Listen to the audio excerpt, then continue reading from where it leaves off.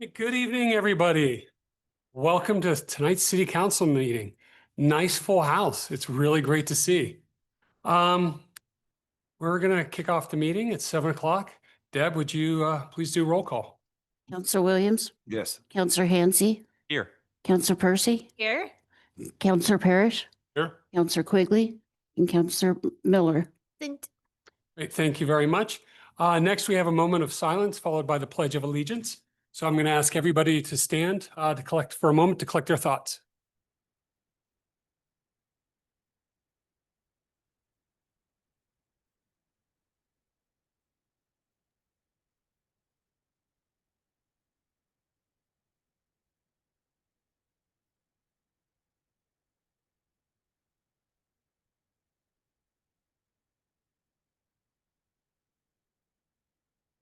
Thank you. I pledge Allegiance to the flag of the United States of America and to the republic for which it stands, one nation, under God, indivisible, with liberty and justice for all. We all go a little quieter every time we're here. We all love up here when schools are here and the Pledge of Allegiance to hear everybody saying it. Like we all are up here smiling. It's great that you guys are here. Deb, we have an agenda set forth before. We have an agenda in front of us. Are there any changes to the agenda? Actually, there are two corrections to action items under public hearings and action items. There's two typos in the resolution numbers. Resolution 2025, it says 29, it should be 39. And resolution 2025-30 is what it says, but it should be 40. Thank you. Any other changes? No other changes, Mr. Mayor. All right. With that, we have an agenda, amended agenda. I move to approve the amended agenda as Deb stated. We have a first and a second. Any questions or concerns? Deb? Counselor Williams, Yes. Counselor Hansi, Yes. Counselor Purser, Yes. Counselor Parrish, Yes. Counselor Quigley, Yep. Counselor Miller. Yes. Motion passes 6-0. Thank you very much. Our first presentation is for Teacher and Students of the Month for Shelley Elementary School, which is why I'm assuming most of you are here. This is always so much fun and exciting. We're going to start off. We'll ask Cami Kidd to come on up and say a few words. And then as council, we're going to call up the students and the special teacher for recognition. You are up.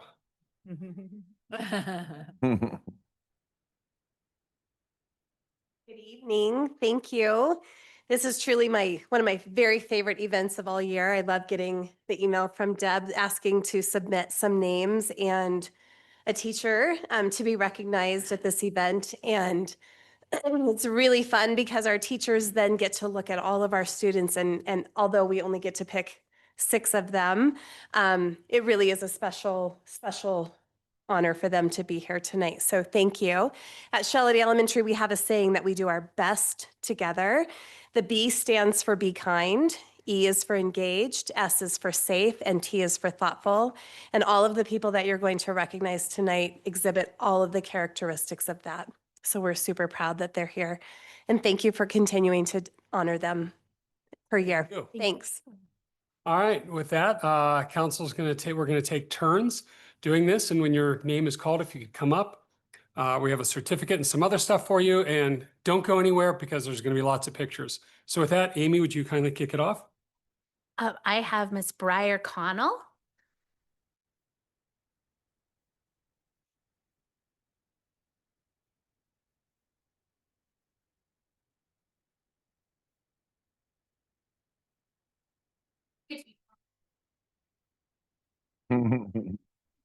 I have Carson Bernay.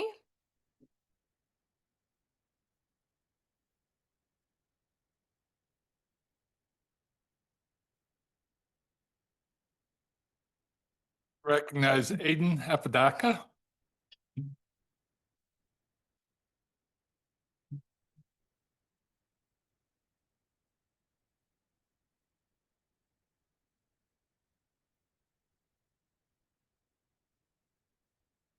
Anne Herring, come on up.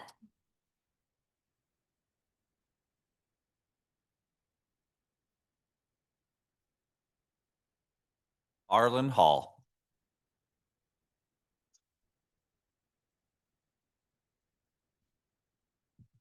And Rose Schiffner.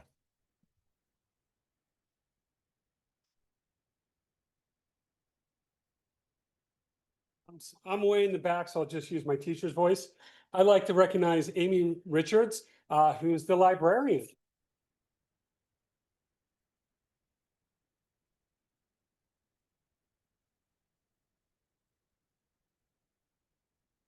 And I'm assuming there's going to want to be a couple pictures taken.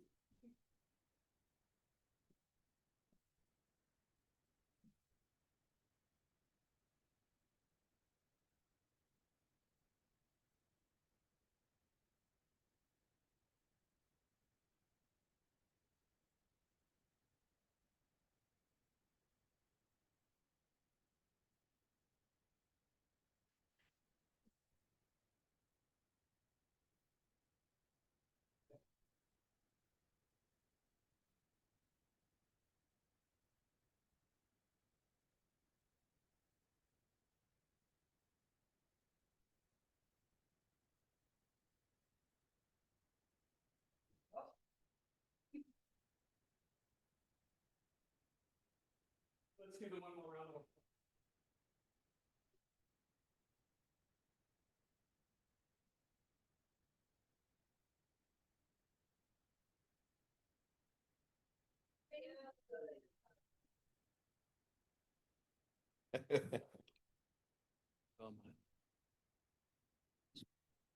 So just to not, so people don't feel uncomfortable, next we have a presentation about our housing needs assessment.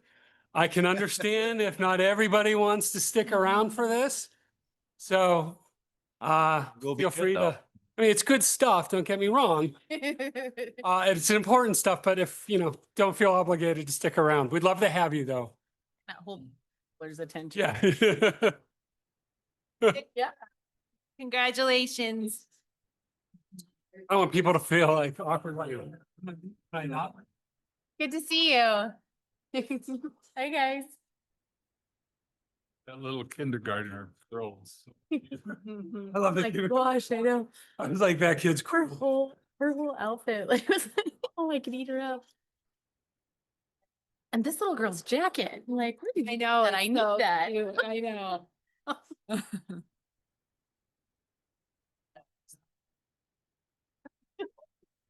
Yeah, thank you. Hi, thanks. We just need another moment for the room to empty out. You can change your seat. You can come forward another seat. Henry will keep you company. Henry, are you kicking this off? Okay.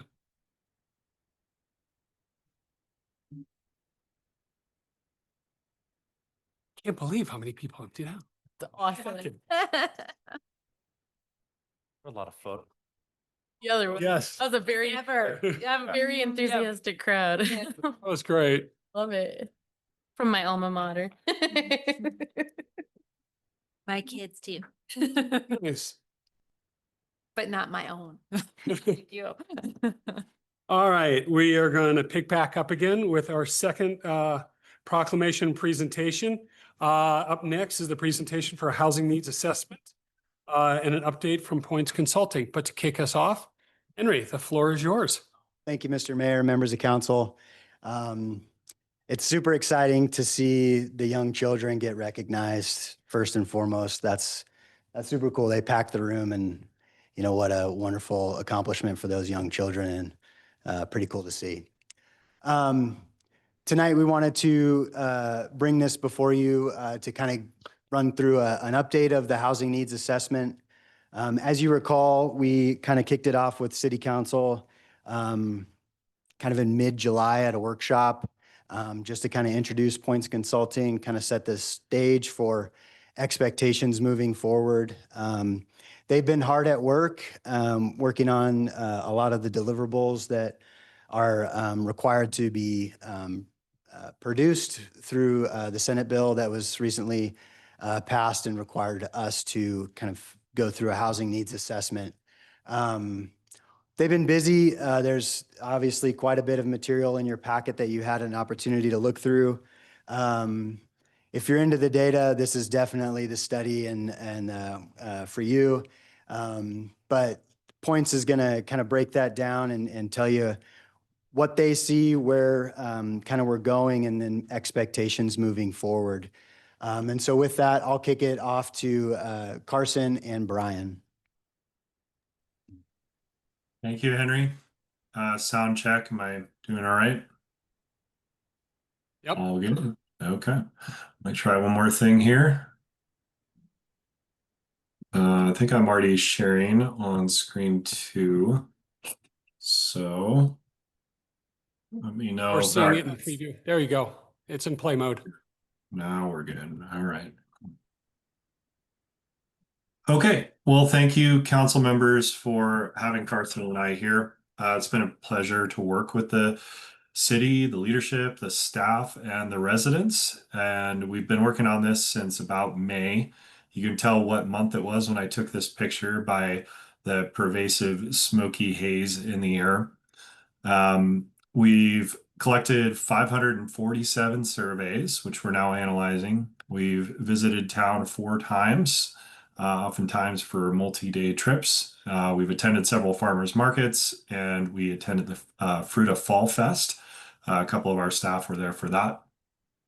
So you all have actually had more interaction, had the pleasure of interacting with Carson, more so than me up to this point. But I am the president of Points Consulting, and I've been working with Carson and the team on executing this every step of the way. So thanks for choosing us to do this work, and nice to finally meet you. So I just want to say a couple things for starters before I get into the meat of this. Each of these studies that we do uses the same tools and methodologies, but paints a unique picture for each community that we work in. No 2 projects we've ever worked in have had the same outcomes, conclusions, recommendations, anything like that. So just as is turning out in this case, you all have your own unique housing market with its own unique opportunities and challenges. When we do this type of project, we're also looking very holistically through as many different lenses as we can. To summarize those in short, that includes socioeconomic data, the planning context, so that's things like your comprehensive plans and other adopted materials for the city, the county, and so on. What's available in terms of land and zoning. We'll go over that in a few minutes. And lastly, what is the community's interest and willingness for housing growth? And that's why we put so much effort into that survey. So on that point, let me just start by saying a few of the things that I and the team are picking up on as unique elements for the city of Fruita to this point. And then Carson and I can get into the weeds on some of the data. So first off, I've perceived from the beginning that the city has a strong identity and awareness of who they are, and is aware that if you all don't protect what you have and guide it properly, that growth can go off the rails. And that has happened, and you've seen that happen in places in Colorado. I'd say that the unattainability of home ownership has really snuck up on the city in the past 10 years. So just to looking at the data between, say, roughly 2008 and 2022, everything changed during that period of time. So we're now at the point where this is one of the stats we have in the deep report, but don't have it within this slide deck. But we like to look at a ratio between median household income and median home value. So that's if you follow through with that division, that's basically saying how many years of salary for a household does it take to afford a house. So it's a kind of ignoring interest rates and mortgages and all the details like that. It's just a really simple ratio we can compare across different places. So in Fruita, that number is a 5.3. And it would be easy to be like, hey, that's not bad, because it truly is not as bad as the rest of a lot of places in Colorado. But it's also important to point out that that is also significantly higher than the United States average, which is at a 4.5. So that's kind of the context that I think you all are living in, is that you could think things are not so bad, or you could think things are really bad. It all depends on which kind of area you're comparing that to. I'd also say you have a pretty shallow market rate rental industry within the area. So what I mean by that is that you don't have a lot, and that it gets absorbed pretty quickly. So in that context, usually landlords pick up on that, and they can increase rent to account for that shortage. So we see that, and we've seen rents increase pretty rapidly over that period of time as well. It seems to us that there's an above average resistance to housing other than single family homes. That's in some sense okay, as long as you're aware of what you need to do to fulfill state requirements. And we really do want to let every community kind of determine their own identity. But part of that also needs to be ensuring that there's equitable availability for housing for people that need to live in that community to contribute. So still some work to do on that front. And I think that the survey statistics back up what I'm saying, that I'm not saying it's everybody, but I'm saying that it's a little bit harder than some other places that we've been to get across some of these concepts of middle density, middle income housing, duplexes, triplexes, cottage housing, ADUs, that type of thing. There's just a little bit more resistance there. And lastly, with the continued moderate growth that you all have been experiencing, assuming that nothing else changes there, you're not going to exceed your available land capacity within the next 20 years. So that's the good news, is that you're not under extreme pressure to to grow up or grow out. But I would say that the further you go into that 20-year period of time, the more that you can expect there to be some more intensity on this issue of housing density, because as that land gets filled in within the community that you have, then the more that people start to have to think about, well, is this, do we want to continue down this track? Do we want to spread out a bit more? So you can expect more of those types of conversations in the future. So before I go to the next slide, is there any questions or comments on everything I just brought up there? Just, you said 547 respondents, which I think is roughly like almost 4%. I'm not great at math. For statistical purposes and for participation, does that give you high confidence in the results? Yeah, it does. Carson, you probably have that right in front of you. So while he can kind of pull up the specifics on that, what we actually do is take out the non-adult population from the denominator. So that actually increases a little bit higher than 4%. But what are the numbers on statistical significance, Carson? Yeah, dive into this a little bit later in the report, but once we cleaned through all of the survey responses, we landed at 540 qualified responses, which was a 5.5% response rate based on the adult population. And so that was, we are very confident on a 95% confidence interval that represents the actual feelings of the community, and within about 4.1% in either direction, given the response for each question. Thank you. I can't help but have to ask this, Carson. What is that typically high, low to what you usually see when you guys do these? I would say that's pretty typical from what we usually gather. I would say 5.5% is honestly on a little bit on the higher end.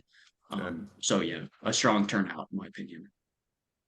Yeah, That's typical of our community. So I was hoping to hear that. Okay, thank you. Yep, good participation rates. We've seen it go into 12% in some cases, and that really takes it kind of going viral in a lot of marketing. So we're really happy with the 5.5. Any other questions? Not yet. Okay.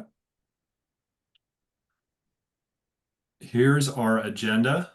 I'm going to go over the first couple pieces of this, just the first 2 bullet points, and then pass it off to Carson. So we're going to talk about the land capacity analysis and talk about some of the biggest issues in terms of housing affordability and what types of things might prevent people from achieving their housing goals. Then the community survey highlights, and then just briefly touch on where we're going with some of our recommendations. This is our team here. Just want you to know, everybody that's been working on it. As noted, you've mostly seen myself and Carson and Robin. You've also may have seen Ty on a few occasions. He did some of our on-site survey work as well. And the rest of these wonderful folks work in our offices back in Idaho doing all the great analytical work. I wanted to touch on this briefly so that you know, as I noted, that we have done this in other places, and that might lead you all to have some questions for us about some of these, key differences and similarities and that kind of thing. So as residents of the great state of Colorado, you're probably familiar with some of these places. Some of the key locations where we've worked include Woodland Park, Montrose, Rifle. We just wrapped up that study at the end of last year, and we're actually coming back in a few weeks to do a little bit more community engagement work for that project. And then we have a contemporaneous project with this one in Ridgway and Ouray County combined. Also want to point out that this is a good opportunity to talk about some of the DOLA expectations and standards, or Department of Local Affairs, if anybody isn't familiar with the acronym. We work in a lot of different states, and in some contexts, it's a little bit more freewheeling for what is a housing needs assessment. In the state of Colorado, that's not the case. The state has published a lengthy document saying this is what it is, this is what it must include, you must answer these questions, right? So it ties back to that state bill that Henry referenced earlier, that you have to do the study and you have to follow these rules to do that study.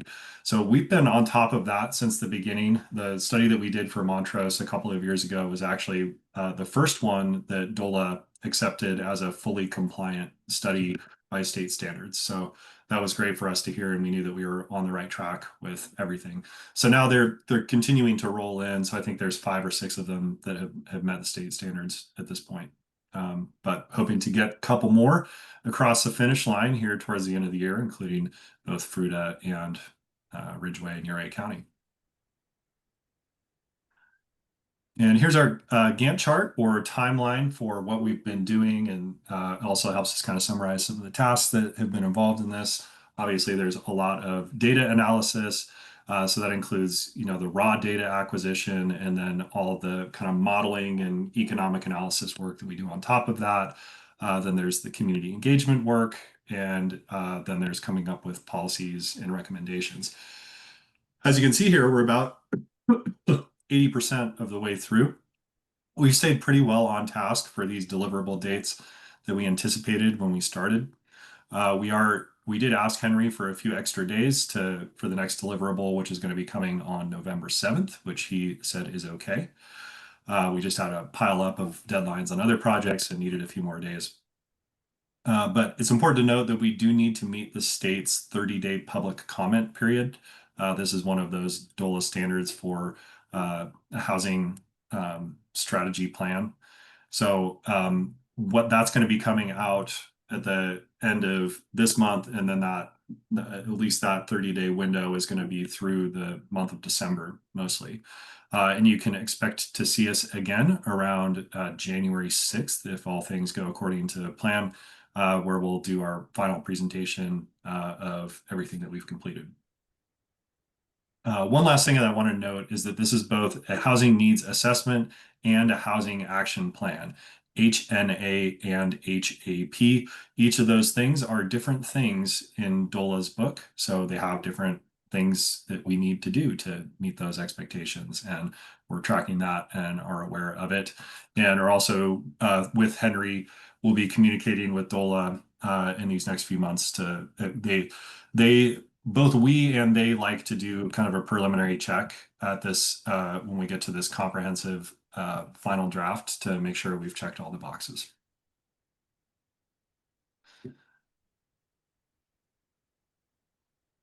Okay. So a little bit more contextual stuff here. We first want to acknowledge some of the really interesting and exciting things that have already been happening in Fruita. So two of those pictures are located here with the Fruita Muse project and the Oaks redevelopment. So first off, we do give you all credit for facilitating these things happening. It is the truth that a lot of affordable housing development organizations don't really go to towns where they feel like they're not welcome or they feel like they're going to have an uphill battle. So the steps that you've taken, both in terms of just kind of being helpful and being encouraging, are meaningful, and then the extra things that you're able to do with some of the impact fee waivers and that type of thing are even more of a bonus. So, and I would point out also that the Oaks project also potentially fixes another issue, which could be a property that could eventually become blight, right? So you're kind of knocking out multiple urban planning birds with one stone there. And you're doing infill for a property that already exists. So that really helps for affordable housing with things like walkability and transportation and access to services and those types of things. So that's all great to see from our perspective. And I'm going to get into the land capacity analysis here briefly. We are, as economists, as you can imagine, we think a lot about supply and demand. Naturally, you may gravitate toward thinking of housing supply and demand, houses, and then how many people want to buy houses and can afford houses. We do look at that kind of stuff, but this is actually something more elemental, which is just about the land capacity. This has become a really critical step in states that are serious about preventing sprawl, protecting natural resources and renewable resources. So if you're going to take those things seriously, it means that you really need to understand within what you consider to be your current urban boundary or your urban growth boundary. We want to do the math to see what's available and then overlay that with the zoning regulations to see what could feasibly be built there. So I'll walk through this whole diagram here in a minute, but I also just want to point out, lest anybody from council or the crowd comes to the wrong conclusion on it, this is not the same as us saying that this will happen or this should happen, right? These levels of density are not necessarily optimal for the community. This is what could happen according to the standards that you currently have. And there's other things there that you need to take account of, right? So if you have 2/3 of a certain district that develop into residential, you may look at it and be like, hey, we may actually need to put some neighborhood commercial in at this point. Or you may say that, we actually, according to our public works department and what's available in terms of sewer capacity in this area or pipe size, we can't do that. So those are factors to think about too. This is a really helpful guiding tool for communities, but there's obviously always more to the equation when it comes to a particular district or a particular parcel. So anyway. Ask a quick favor. Yes. Can we move their photos, their images over? Just can't see that last column. Sorry. I think that's on our side. Oh, okay. Gotcha. There you go. Thank you. Appreciate Yeah, it. you got it. Oh, bueno. Okay, great. So this diagram explains the process that we go through. So we look at the city boundaries, we remove the topographical constraints. So that's going to be things like wetlands and floodplains and places that are too steep to build. We also account for things that are just never going to be built on. They could be city owned. They could be, a cemetery. We've had cases where there's so many retention ponds in particular communities that we need to take that into account, or, major utility easements. We try to be really comprehensive about accounting for all that kind of stuff. So that winnows it down a little bit into the things that it can actually be built on. And then we go through some math to determine what's vacant, underdeveloped, or underutilized. In the the table that you're looking at, this is just vacant. That's kind of, think of that as the big E on the eye chart, as the ones that are the most obvious kind of candidates. But there's always a little bit more option for development in these other categories as well. So then that's when we get into this critical step of overlaying it with the assumed density that will occur over the next 20-year period. So you will note, for example, that the number of units that you can build on a rural estate acre is a lot less, right? Naturally, because that's what the zoning is there to do. So this is according to, so we're just kind of playing out what's the future scenario if all of this infill gets kind of developed out. And you can see here that it plays out according to your zoning districts, with community residential having the highest number of parcels, the highest acreage, and also the highest potential housing units with 427. So keep these numbers in mind, because Carson's going to go over some forecast stuff later. But the key point here is that you're not in sore need of expansion or annexation or anything like that, if you just look at your potential infill opportunities with the parcels that you have. So I will pause there and ask for questions on this. I know this is a pretty dense slide. Any questions on this? None. No, I think you're good. Okay, great. So Carson is going to talk about some other housing stats. Yes, thanks, Brian. And thank you, Mayor and Council, again. Good to see all of you again, and good to speak with a lot of you again. It's good to thank you for those of you that agreed to interview back when Robin and I were there in late September. And so before I dive into some more of these statistics, I just want to preface this by saying some of these may, like Brian said earlier, some of them may look kind of daunting, but at the same time, a lot of these gaps and barrier analysis statistics might look kind of daunting, but I would say they're actually quite a lot better than a lot of communities in Colorado. And so rather than seeing this and saying, well, excuse me, we're not even making a dent, I would say that your efforts to this point have actually been helping the community a lot compared to a lot of other places in Colorado. And so I actually see this as a sign that you're doing the right thing and you should keep going, while at the same time, more can still be done. And so I just wanted to say that to start this. But so jumping into the table here, this is renters in Fruita in Mesa County in Colorado in the United States, their housing cost burden by region. And so a renter or renting household is considered cost burdened when they're paying 30% or more of their gross monthly income on housing costs. So as you can see here, the total cost burden rate for Fruita is around 36%. And that's significantly lower than, the state of Colorado as a whole, which is about 50% of renters in the state are paying 30% or more of their housing costs, or 30% or more of their income on housing costs. So Fruita is relatively well off here. But I would also point to the fact that Fruita has a lot higher percentage of renting households that are cost burdened in general when you're just cutting it at the 30%. But then if you go to the severely cost burdened category, this is when households are paying 50% or more of their gross monthly income on housing costs. And this is when you can get into really cash-strapped budget situations, when it really starts to get hard for those folks to spend money on food and clothing and other needs that they have. And so this is why we fight the good fight for housing, to make sure that housing is affordable for folks.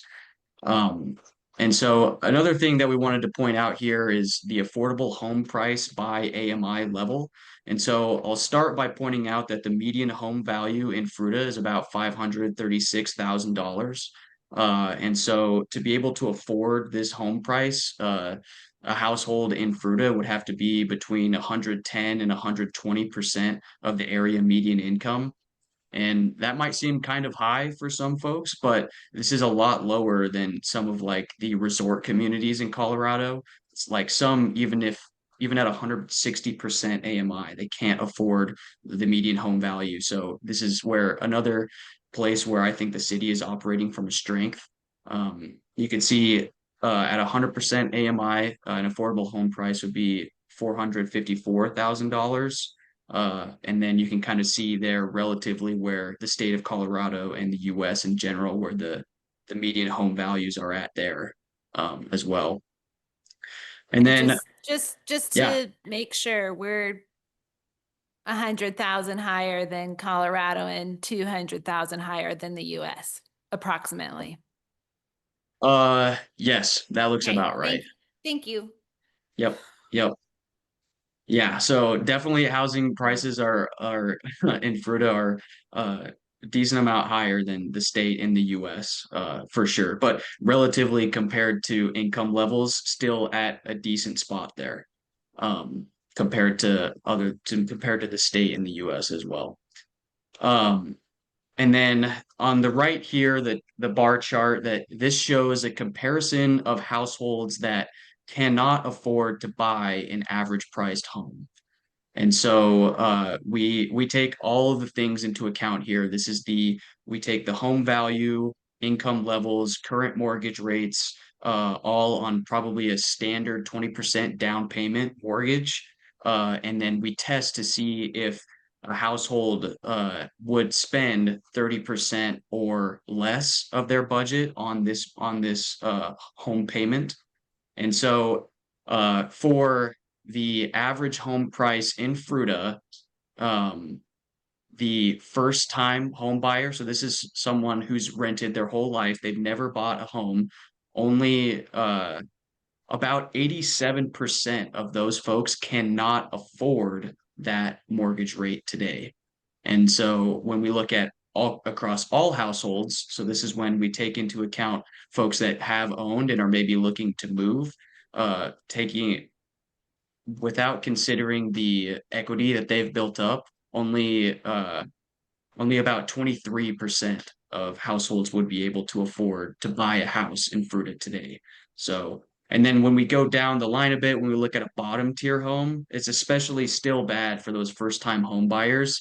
And so this is where we're looking for more opportunities for locals in the area to have housing options, because purchasing a home right now is getting less and less affordable and harder for people to find. We have any other questions on this slide? Nope. I think you're good. Ryan, can you? Yep, there we go.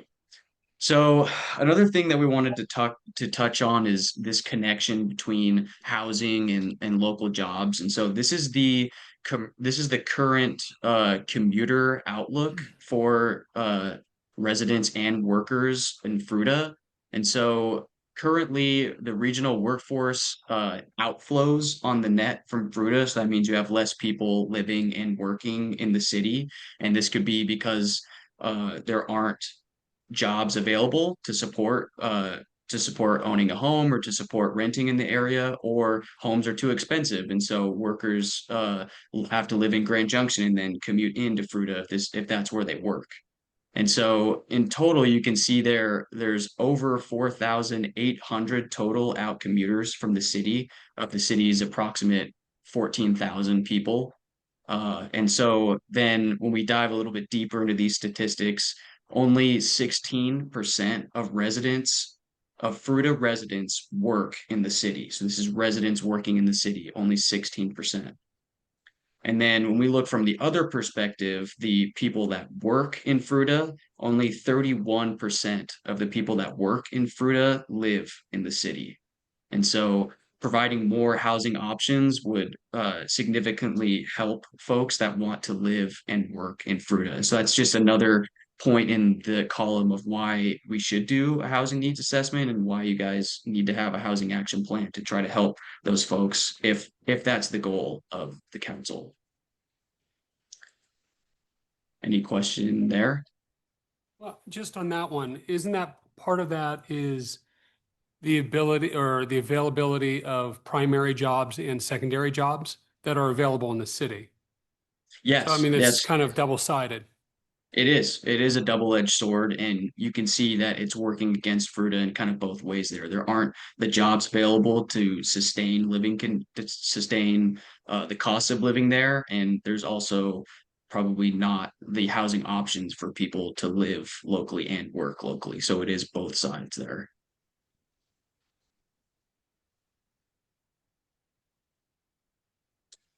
Brian, we can move on to forecast now. So this is kind of where all of this research, Robin and I came there back in July, and we kind of went through some of our preliminary findings, the 85% one unit structure housing stock, really low vacancy rates, which is signaling strong demand for housing. Um, Moderate population growth over the last 10 years, that all of those things and everything that we just went through has really culminated here. And so this is our 10-year housing needs forecast for the city.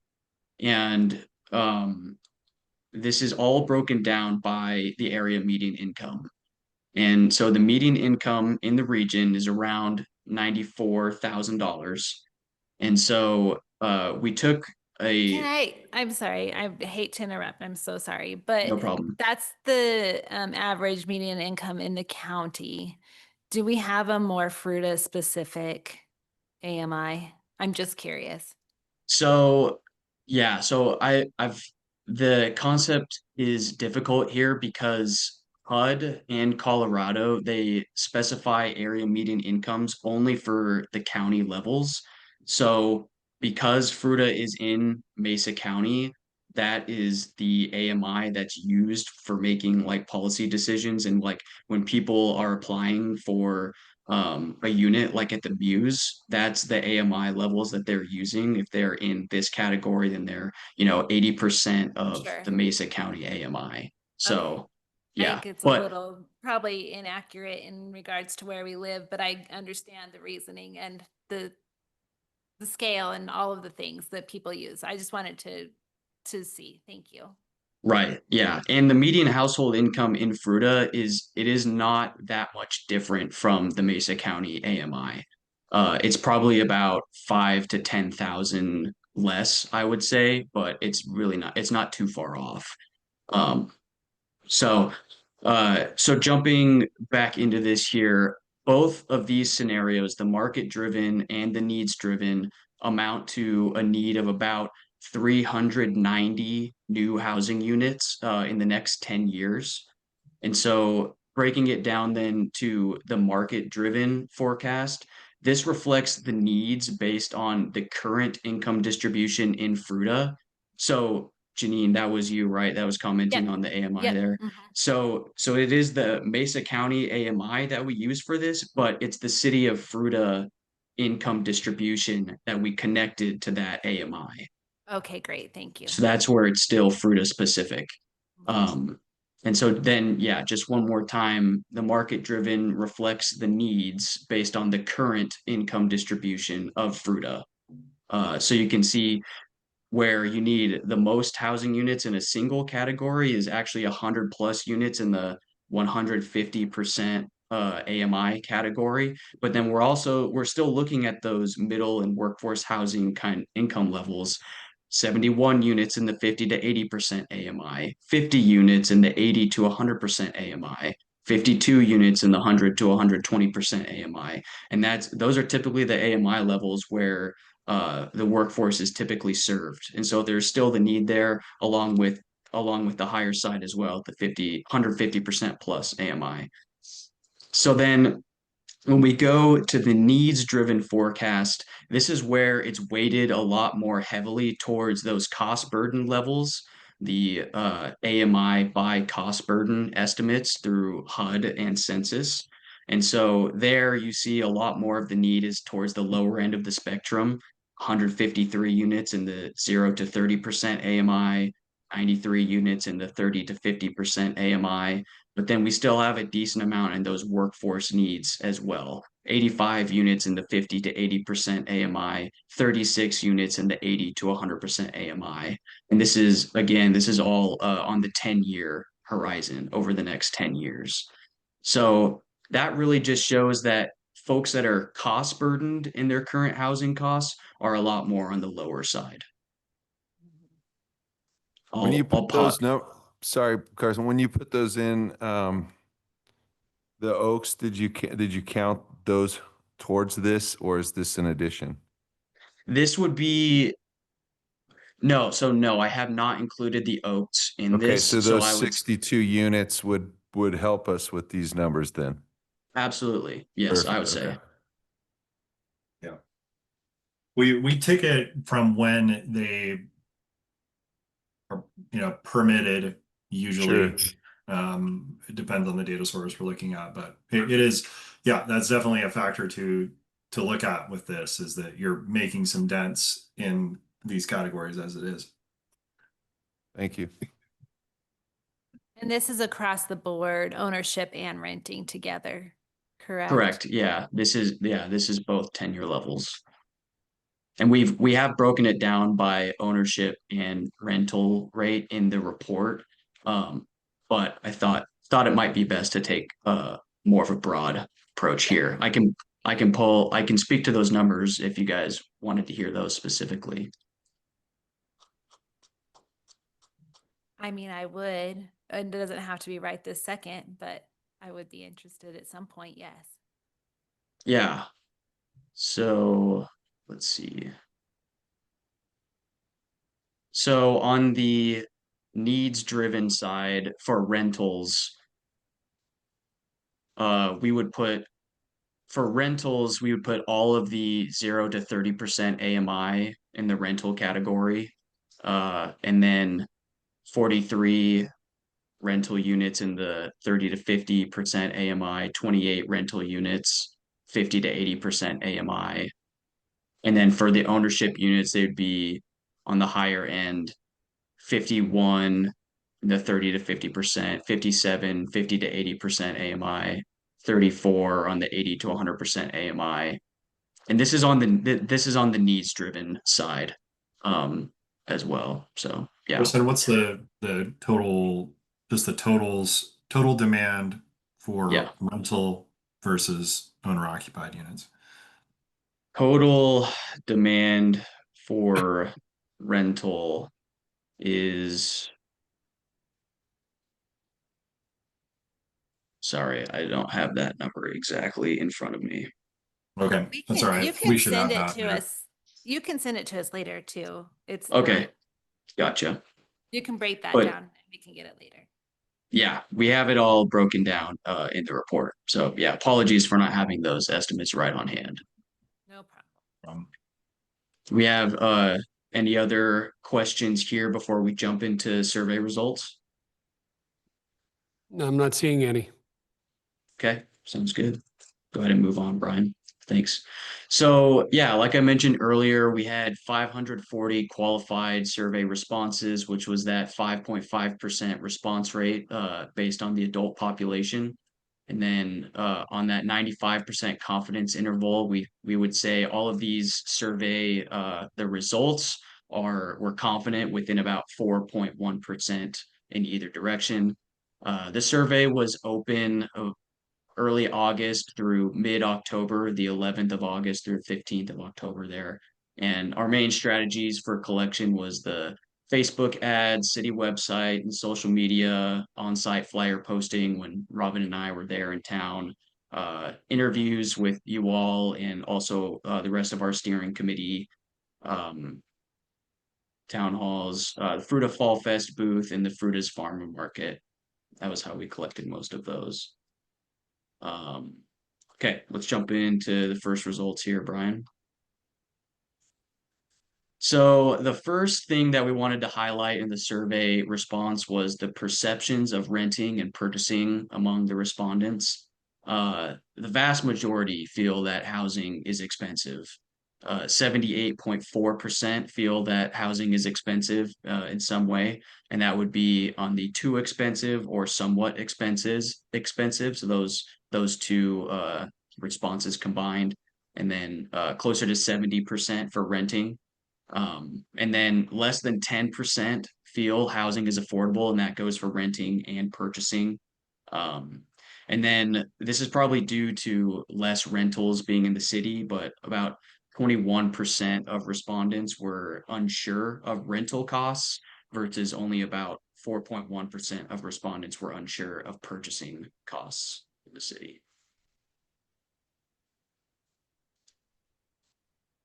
Jump to the next one, Brian.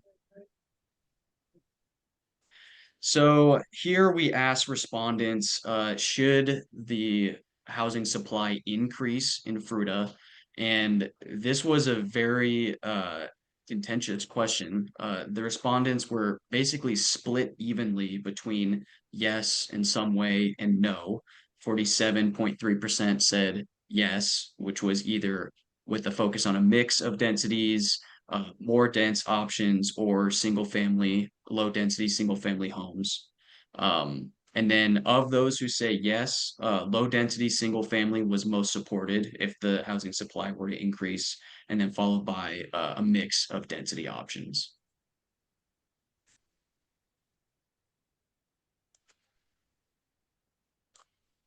So I just want to speak on this one here briefly. This is a question that we very commonly ask.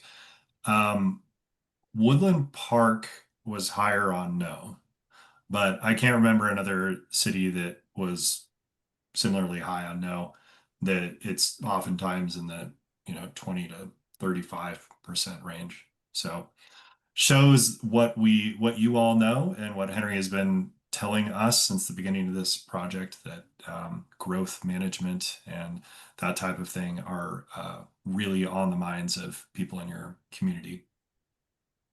Carson, can you share what the age range of the respondents, who did we hear the most from on the survey?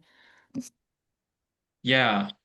So one thing I will say while I pull this up is that Fruita, we saw some of the most even response rates from demographic groups on this survey that we've ever seen, in my opinion. So Good. yeah. So Good. we definitely heard from just about everybody. Sorry, pulling it up here.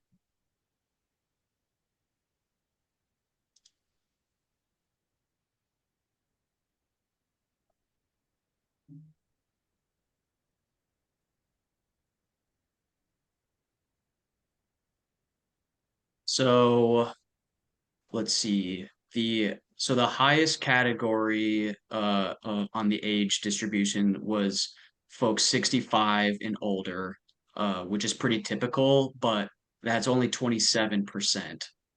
And then we had 21% was 55 to 64. Another 21% was 45 to 54. And then 17%, 35 to 44. And then that last 10% was 25 to 34. And then we even had about 2.4% or 18 to 24. So a pretty good showing, I think. I know mine took it. Mine too. Cool. That's good. That's fascinating. That's great. It's a tough split right there. Yeah. I mean, I And think it reflects exactly what we. This is exactly expected. Yeah. What's Yeah. what's the demographics of with this question here? Who said That- no? Who said no? That we haven't cross-tabulated that yet, but we can look at that specifically and get back to you on that. Yeah, I is was that- actually just sending a message to Carson being like, we need to cross-tabulate that one. So Yeah. yeah, I'm very interested in that question myself. So we'll get to the bottom of it. Yeah, that'd be great because that's seeing 46% is hard because I think that's just the culture that we have within our community of saying like we want to keep the old feel, but as I think most of us know, you got to have at least some bit of growth Otherwise, you're going backwards, and I think it's detrimental to a community. But that's just that to me. That was quite a strong percentage of the community that said no. So it'd be interesting to find out who's saying no and try to dive into that one a little different. Mhm. Good question. Yeah, we can cross tab that too on, as long as we ask the question about how long have you lived there? Did we do that one in this case, Carson?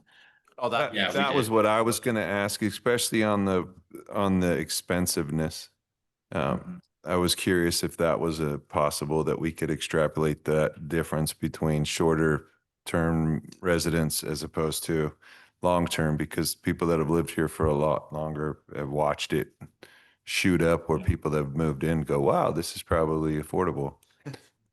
Yeah, Sure. yeah, we can do that. And so I won't put any numbers on this because I can't do the calculation immediately, but the biggest groups of people that said no were 55 to 64 and then 45 to 54.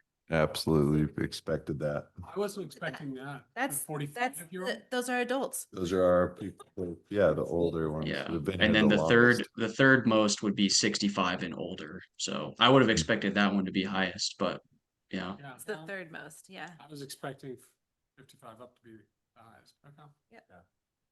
And we have, as an aside, when we've done this in a number of different places, and it has been surprising and interesting to get that data on other places as well, because I think perhaps the initial instinct is that the senior citizens are the most kind of likely to be stuck in their ways and don't want the city to change, that kind of thing. But that's often not the case. It is very often those two groups that Carson mentioned, and then the folks that are often most strident about not growing more are not people that have lived there for 20 years. They're the people that have lived there for 10 to 15 years. So they've lived there for long enough to have seen it change from what it was when they got there. So I'm not saying that's certainly the case here, but we often see that.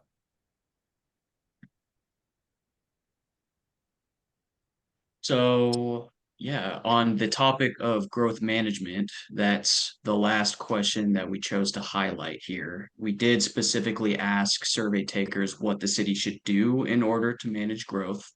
And so in general, you can kind of see that they prefer to limit expansion. Uh, Not a whole lot of necessarily limiting like the population growth, but people really don't want to increase on the edges. I think that was something that I heard from a lot of you all when I was there as well. And this is just putting the data to that.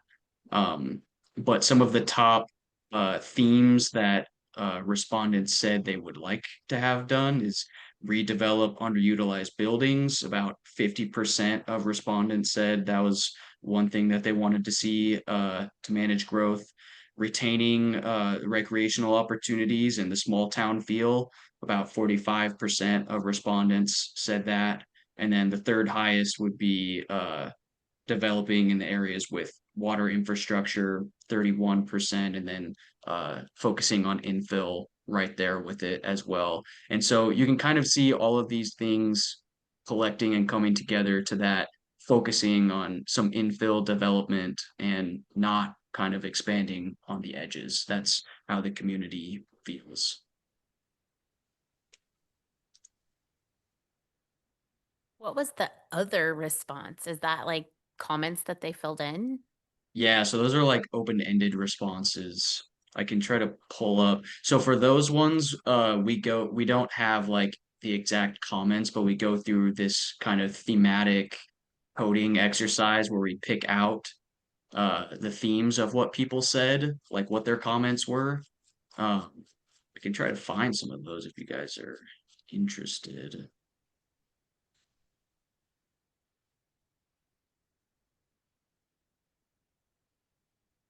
Have we done the thematic coding yet, Carson, or is that still coming? No, it's been done. Oh, okay. Yeah, I think it'd be interesting to see the top concepts then. Yeah, so the top mentioned uh comment theme was don't develop more housing. Uh Yep.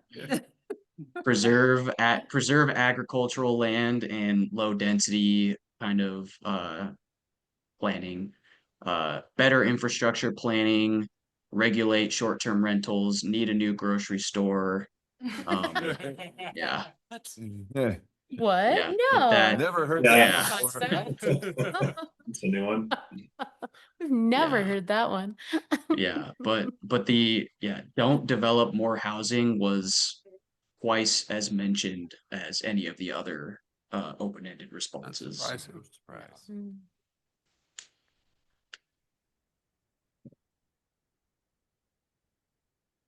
So yeah, if there are no other questions or comments on those, we've kind of taken up most of our time here. So we can discuss some of these preliminary housing strategies that we've thought of for you all, or we could go straight to kind of question and answer if you guys have more questions for us instead.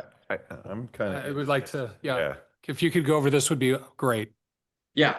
So these let's see, 7 recommendations here. These are the ones that I view as kind of our core recommendations, and then we have 3 additional ones that that will help, but these are really the most important ones that that I see.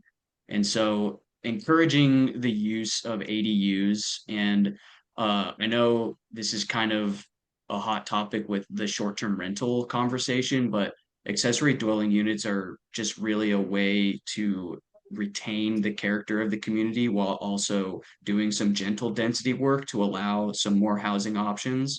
And so this kind of thing can include like the pre-approved building plans for ADUs, or waiving fees for ADU development. And then something else that you can tag on to that is like you might do that with some grant funds from DOLA per se. Henry has told me a little bit about a program for that. But then you kind of tag on there like, yes, we'll do this for you, but you need to like sign an agreement or something that you're not gonna market this as a short-term rental for 5 years or something like that. I don't know. But that's definitely a possibility.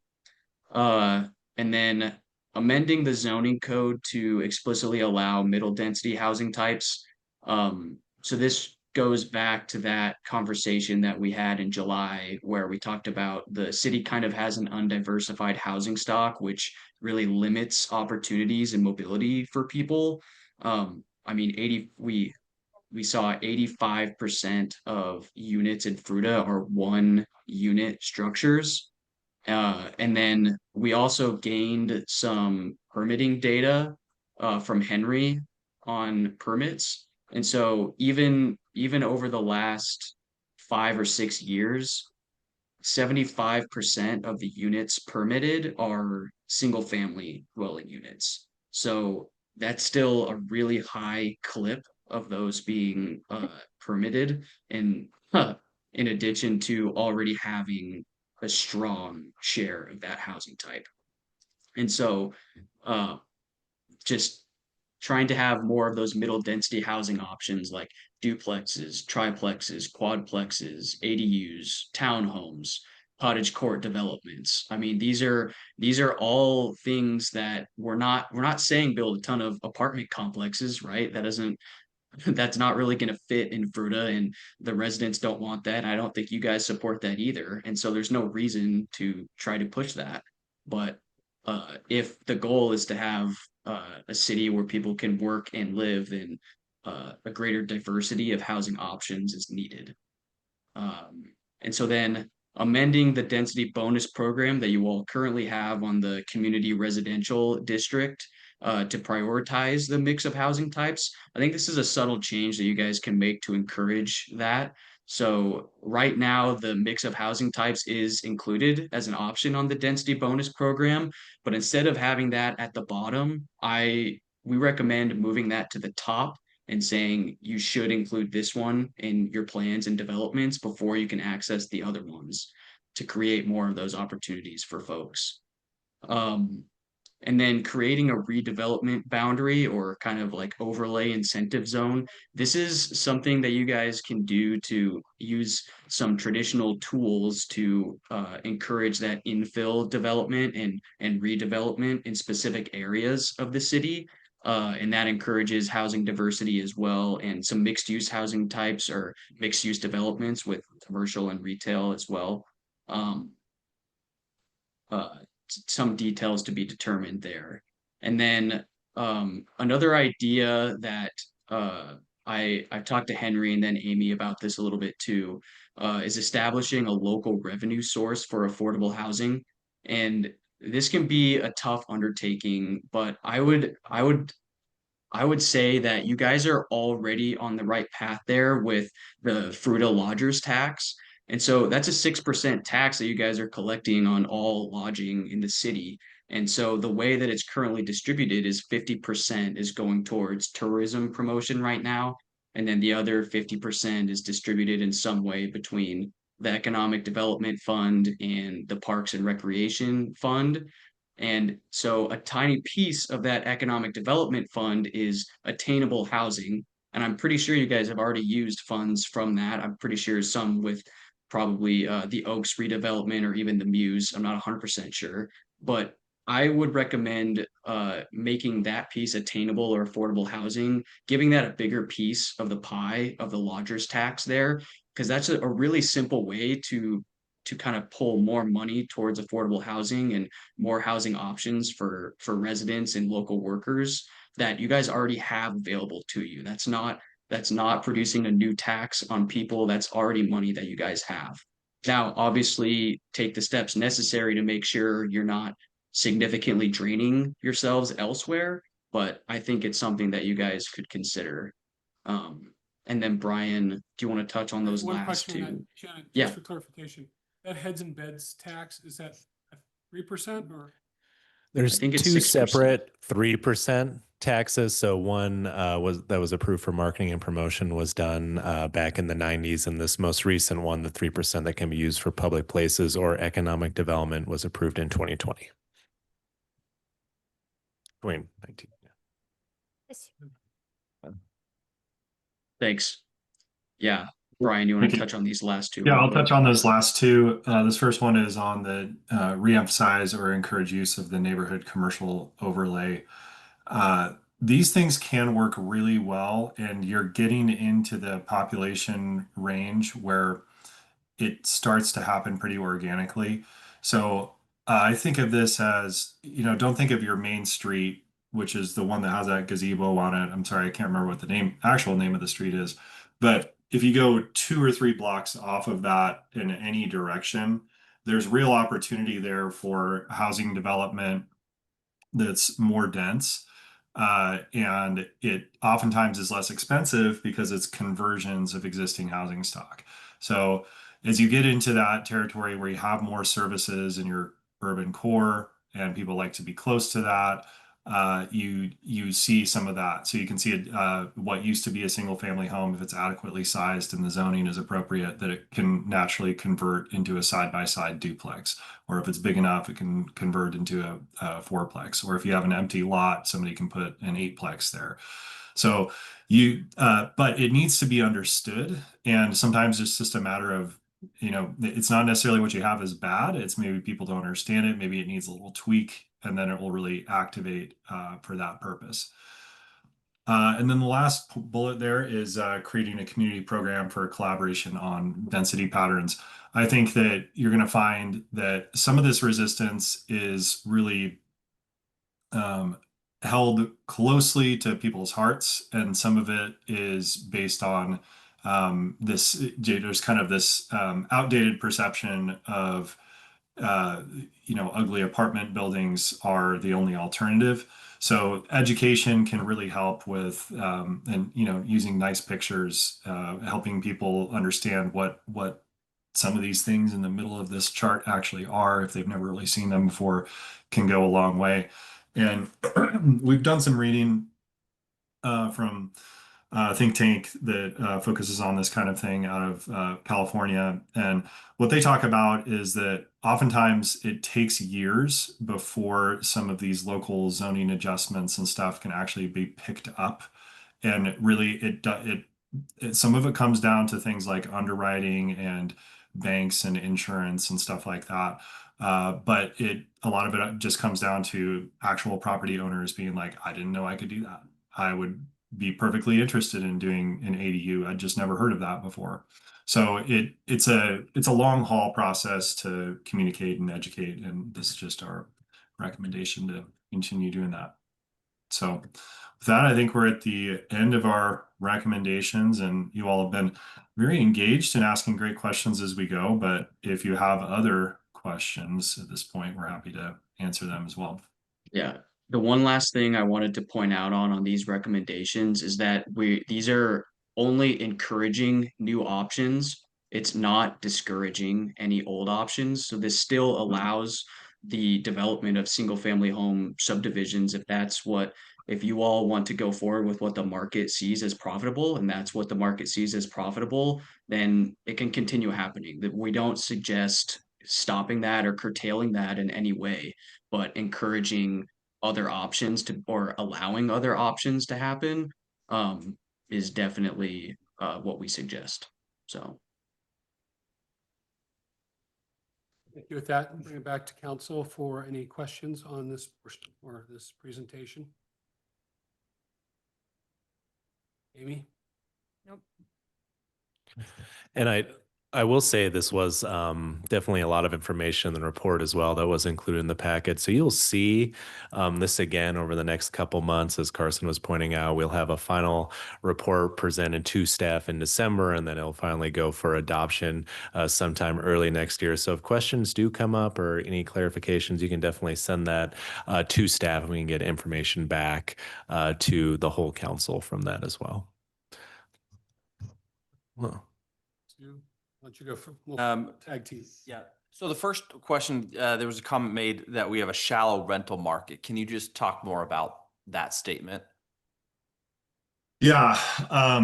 So this, again, you're living in a community that historically where most people have lived in single family homes. So it doesn't immediately change in a short period of time where you start to see a lot more rentals come in. But it's kind of a requirement in the day and age that we live in you're basically, if you don't have rentals, you're really saying to a large proportion of the population, you can't live here, right?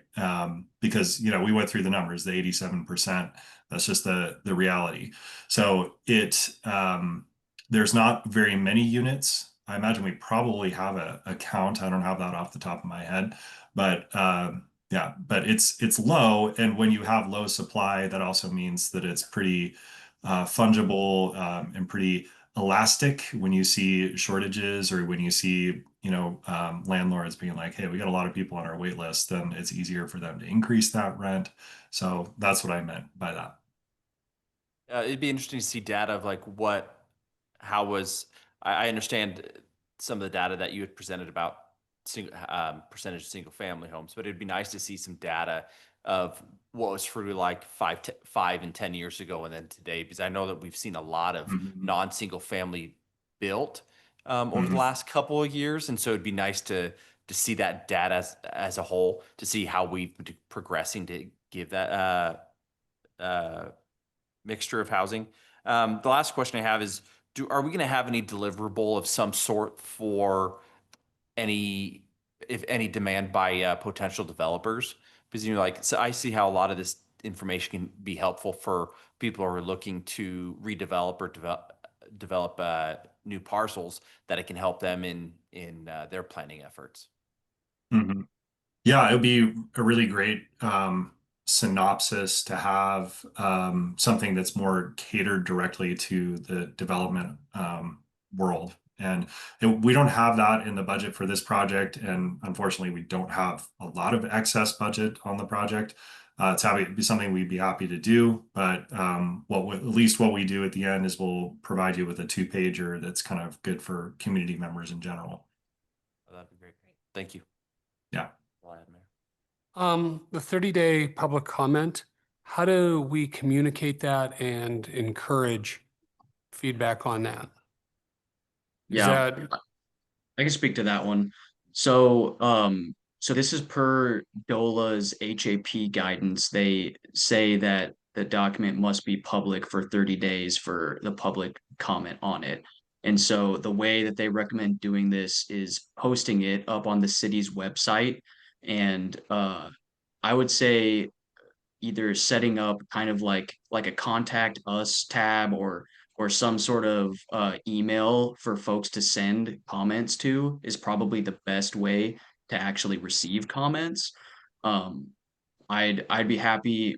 We have the capability of setting up an email to receive comments. We've done that for community engagement before. I think that's something that we could look into to collect those comments. yeah, I would love to be able to encourage as many comments as possible. Yeah. And then I'm So assuming I you'll would, take those comments and give a synopsis of those. yeah, we can summarize those, give a synopsis. Yeah. That'd be great. My other question is more about timeline moving forward. So we think this process will be done, you said roughly mid-January, correct? Yeah.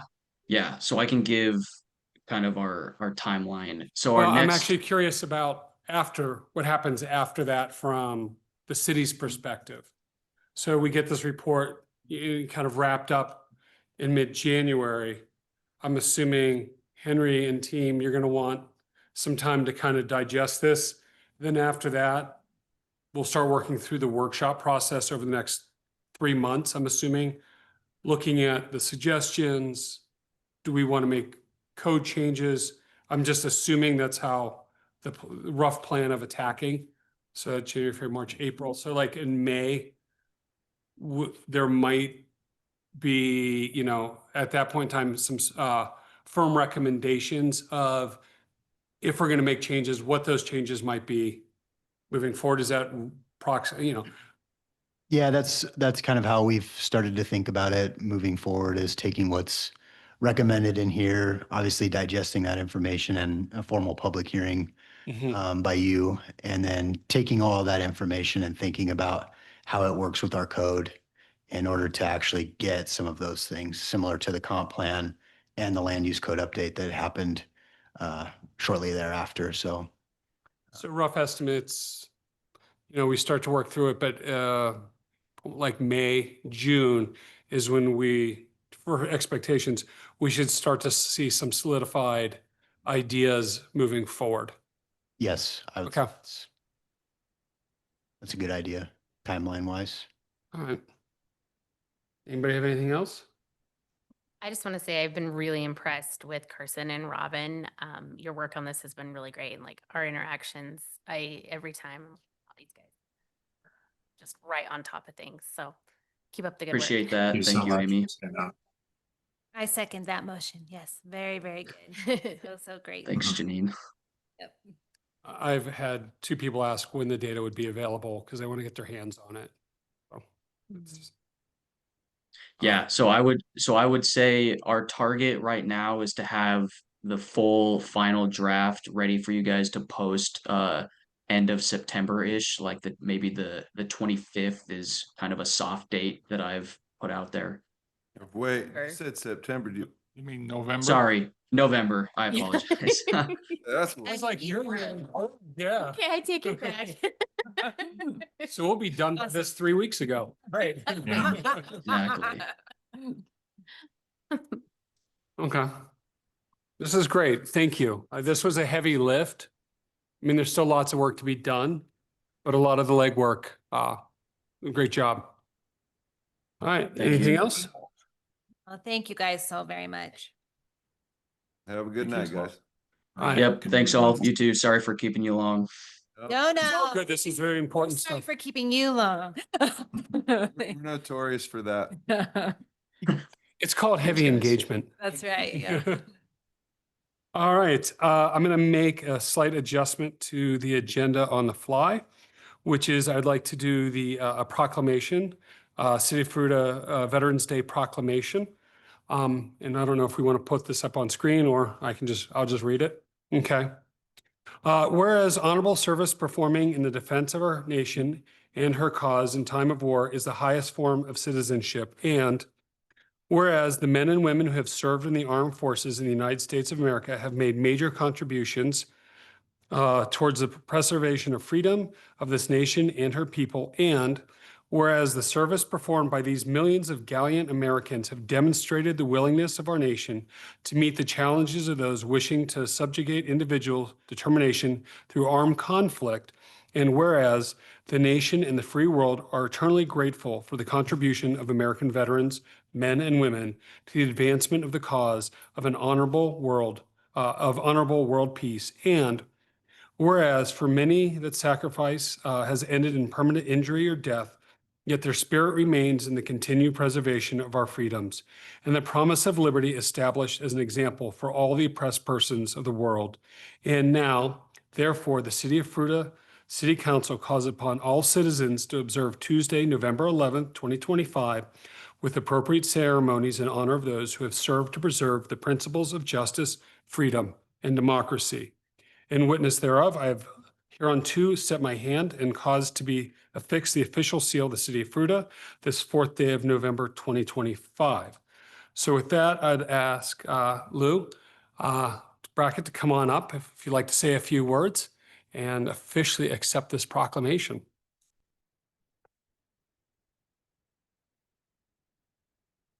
Thank you, Mr. Mayor. My name is Lou Brackett. I've lived here in Fruita since 2008 and previously served on the city council and enjoyed that very much.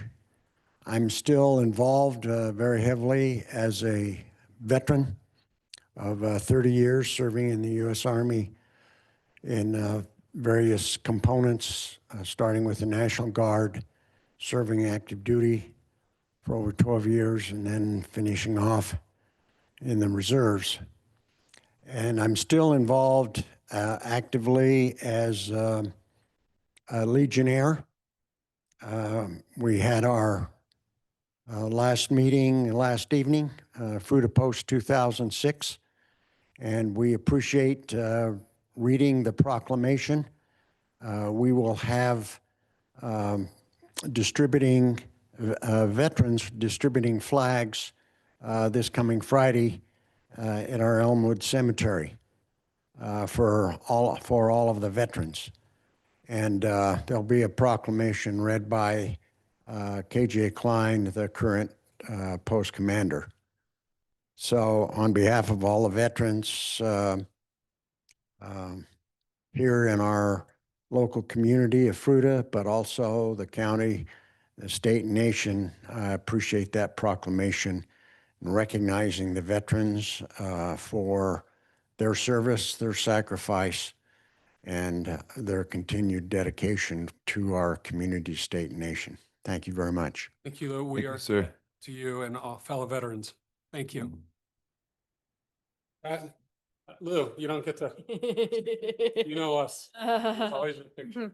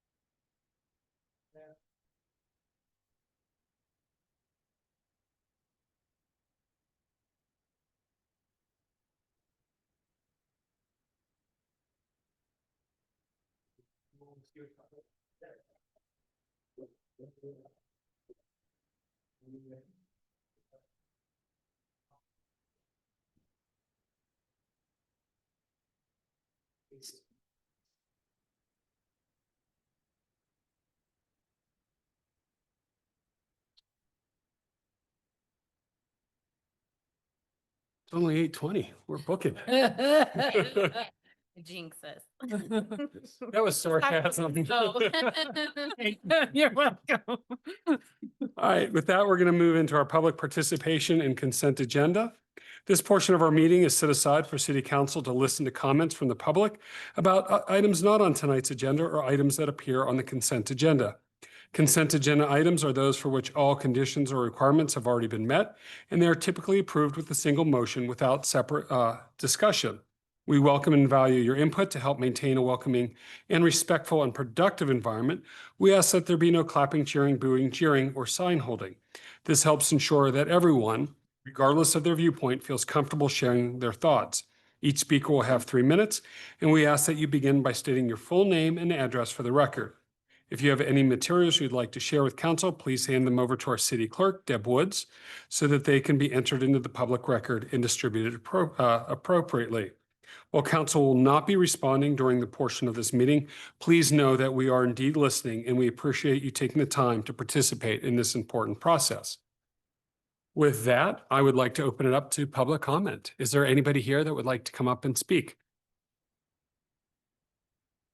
There's only 4 of you, so it's easy to figure out. All right, seeing none, I'm going to go ahead and close public comment and bring it back to council. Does anybody have anything that they would like to discuss on consent? No. All right, Deb. I Need a motion, move thank you. to approve the consent agenda as presented. Second. All right, we have a first and second, last chance. Any items you wish to discuss? Seeing none, now Deb. Okay. Counselor Hansi, Yes. Counselor Purser, Yes. Counselor Parrish, Yes. Counselor Quigley, Yes. Counselor Miller, Counselor Williams. Yes. Motion passes 6-0. Great, thank you very much. We have a couple items. I'm losing my place on public hearing and action items. The first one is Resolution 2025-39, a resolution of the Fruita City Council finding approximately 27.46 acres of property located at 1615 L Road eligible to be annexed into the city of Fruita. Here to present, City Planner Henry. Mr. Mayor, members of council, I will attempt to share my screen. The internet on my computer has been in and out. It's been logging me out, logging me back in kind of that whole time. So if it goes out, then I'm just going to wing it. But I did spend quite a bit of time on my presentation. So See, I added in some good stuff. But these are straightforward. The first one to talk about is Resolution 2025-39. This is a resolution to determine the eligibility of annexation of particular piece of property. It is combined with kind of as a serial annexation, so in 2 parts, in order to meet the contiguity. The Colorado Revised Statute Section 31-12-1041A says contiguity may be established by the annexation of 1 or more parcels in a series, which annexations may be completed simultaneously and considered together for the purposes of public hearing. In order to do that, that's why you see a lot more in front of you to annex this large piece of property at the corner of 16 and L Road, known as the 1615 L Road serial annexation application. So before you, this resolution would determine that this particular piece of property, the 27 plus or minus acreages, does have the 1/6 contiguity required in order to initiate annexation proceedings and follow state statutes for the same. This parcel, this is kind of clipped from the annexation map that was in the packet twice. The reason they were separated out is because we wanted to make sure that the record was clean, establishing contiguity for one of the tracts or serial annexation parcels, and then the next one. Would like to kind of combine those, but obviously to keep the record clean, we got do kind of 2 motions establishing that in resolutions and ordinances and so on and so forth. So tonight before you is the serial annexation 1 resolution for this part. And so this is where the creativity in my presentation, I didn't want you guys to miss it. when we establish resolution 2025, that should say 39, you get that one, and then the following resolution will make that connection. So it's the whole thing, yeah. I know it's a little bit. Thank you. You know, it's 8:30. We're easily entertained. It's not AI either, that's. That's So- real eye. Yeah, it's me. It's some eyes.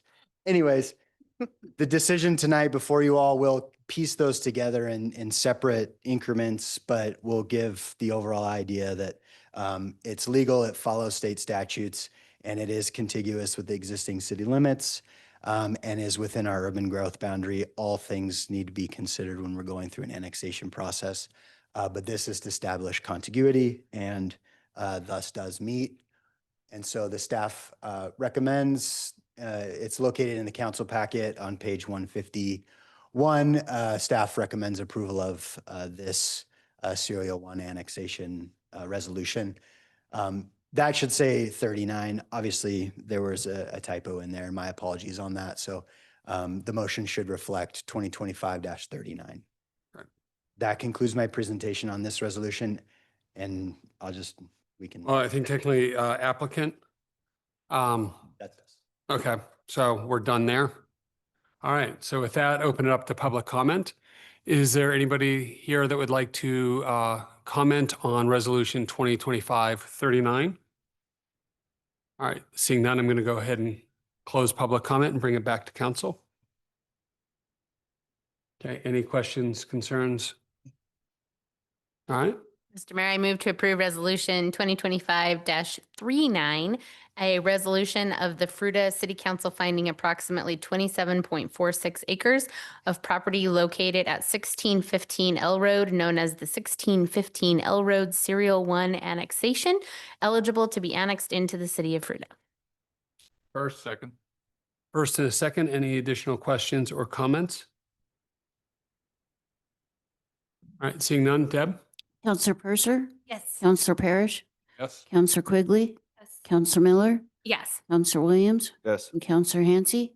Motion passes 6-0. Great, thank you very much. Next on the agenda is Resolution 2025-40, a resolution of the Fruita City Council finding approximately 13.7 acres of property located at 1615 L Road eligible to be annexed into the city of Fruita. Henry, you're back. Thank you, Mr. Mayor. This is Resolution 25-40, approving or adopting resolution previously 2025-39, allows us to set this one up for eligibility of annexation to complete the contiguity required in accordance with state statute for consideration before council. Establishing contiguity with the previous resolution allows this to be approved by the city council by another resolution here tonight.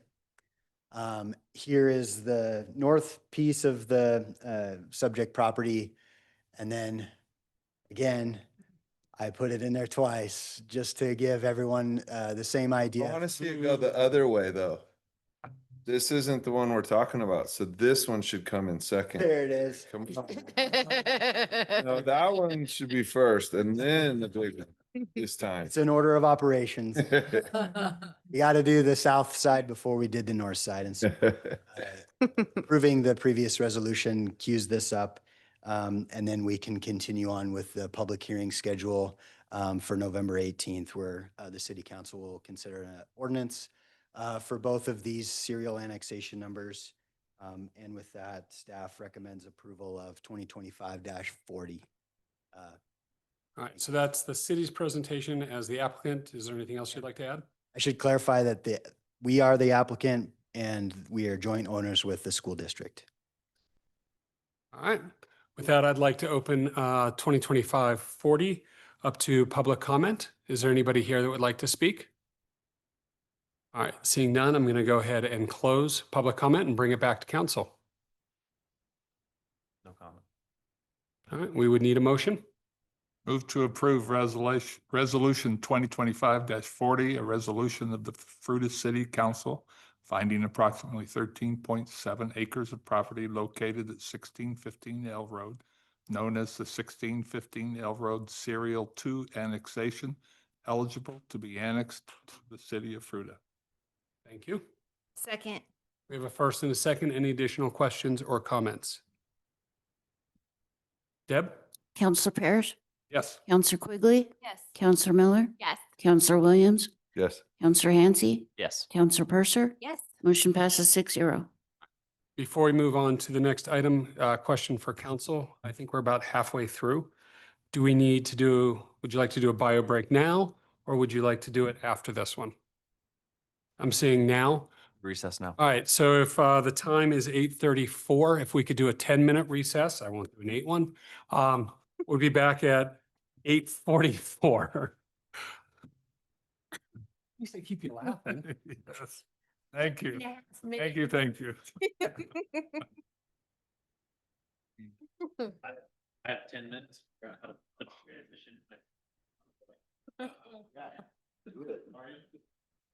Two of them. Good, how are you? Oh, that's the meeting go the other day.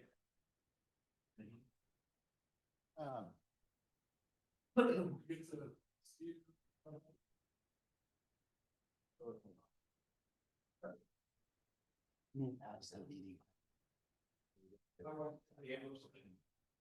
People were just like, yeah. Understand.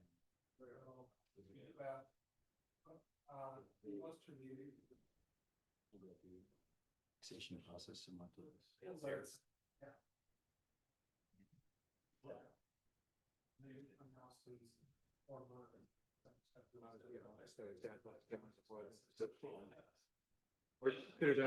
That's too harsh. I think you could have done your job of introducing yourself, introducing the staff, an agenda, and go through and just jumped into like, here's what we got to do, and then one of the questions was like, well, it's, like, I've got to grow this sucker. What's this? I think the big concern that I wait there is land and area won't be hard to develop. You know, it's right now. Why this is to annex that and not annex it all residential? There are other options that we could explore. Yeah. I'll reach out to the owners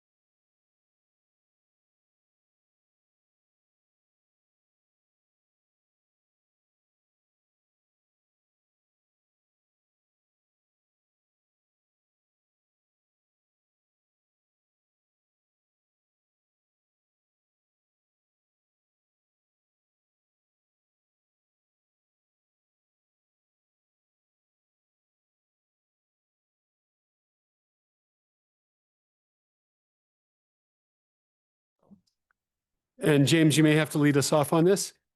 Oh, it's somebody's birthday? Happy birthday. Oh, I thought we had to pray or something. I was like, what? No. It's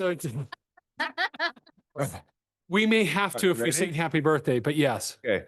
Happy birthday to Happy birthday to you. Happy birthday, dear Dad. Happy birthday to you.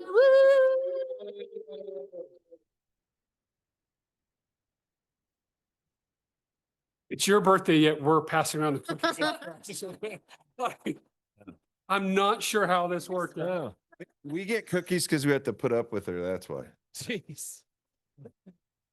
I think it's the opposite. Well, ironically, we actually had cookies with Odette and staff today at 2, so we already had it. Yeah. Oh, they didn't invite us to that. That's great. Yeah, that would have been a public meeting. Yeah, that's true. Yeah. I'm gonna pull the mayor. I'm pulling a Rich. There you I'm just passing the buck on down. go. I feel it's gonna be needed to keep. Just what we need, more sugar. All right. Well, now that we're back, Mr. Mayor and City Council, as always, thank you for the opportunity to present. We have our second more formal budget presentation. We've talked about it at length in workshops, but tonight we'll be talking about quality of place and personnel highlights from the proposed 2026 budget. So we'll be covering Parks and Rec in the general fund. We'll be covering the community center. We have a whole 2 slides for public safety, which we will cover. And then we will go over some personnel changes and also talk about some of our benefit changes, which is why Odie is here on her birthday to present some of that. She said there's no place else she'd rather be than City Council. Yeah, so I'm going to turn it over to Mark to kick it off with the community center. We will have one more presentation at our next meeting, and then at our workshop, we'll check in, but then the budget will be scheduled for adoption at our first meeting in December. So we're kind of getting closer to the end, but just want to continue looking at the highlights and getting feedback from council, and of course, answering questions as well. So I'll turn it over to Mark, but yeah, as always, if you have any questions, our whole leadership team is actually here tonight, so we can definitely try to answer those at the end of the presentation. Yeah. Oh, Yeah. Mr. Mayor, members of council, Mark Mancuso, thank you for allowing me to present tonight. I've been instructed by my other colleagues that I need to go very quick and not be as thorough as normal. So thank you guys for your support.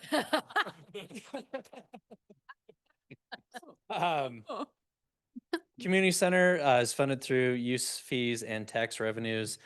Through October of this year, we're at 173,787. So that's about 2,000 over our numbers last year. There's only been 3 months that we haven't been above 100% of last year's numbers. So we're on track to break last year. So really good attendance again there. All right, Mark, I hate to interrupt you, but could you check and make sure your microphone's on?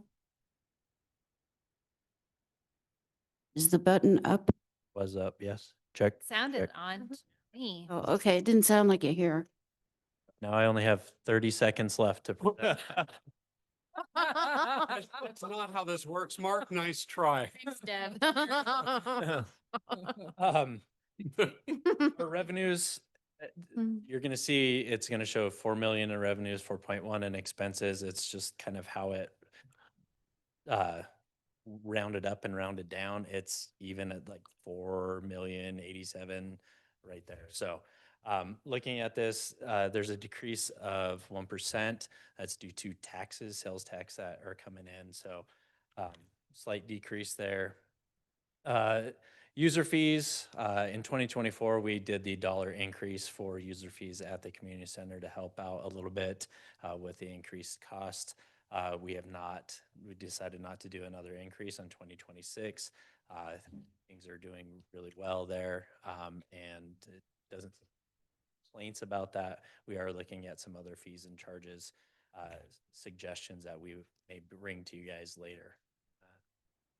Again, expenses, 4.1 million, decrease of 11% due to the capital. So water slide, staff offices, some of those larger things, you'll see that decrease in that budget there.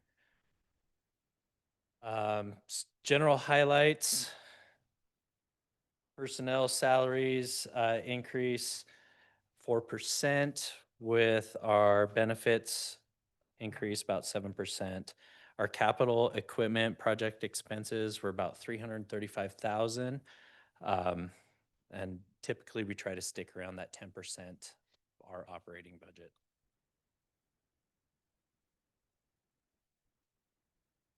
So kind of some of the things that we've got going, lap lane dividers, 4,000.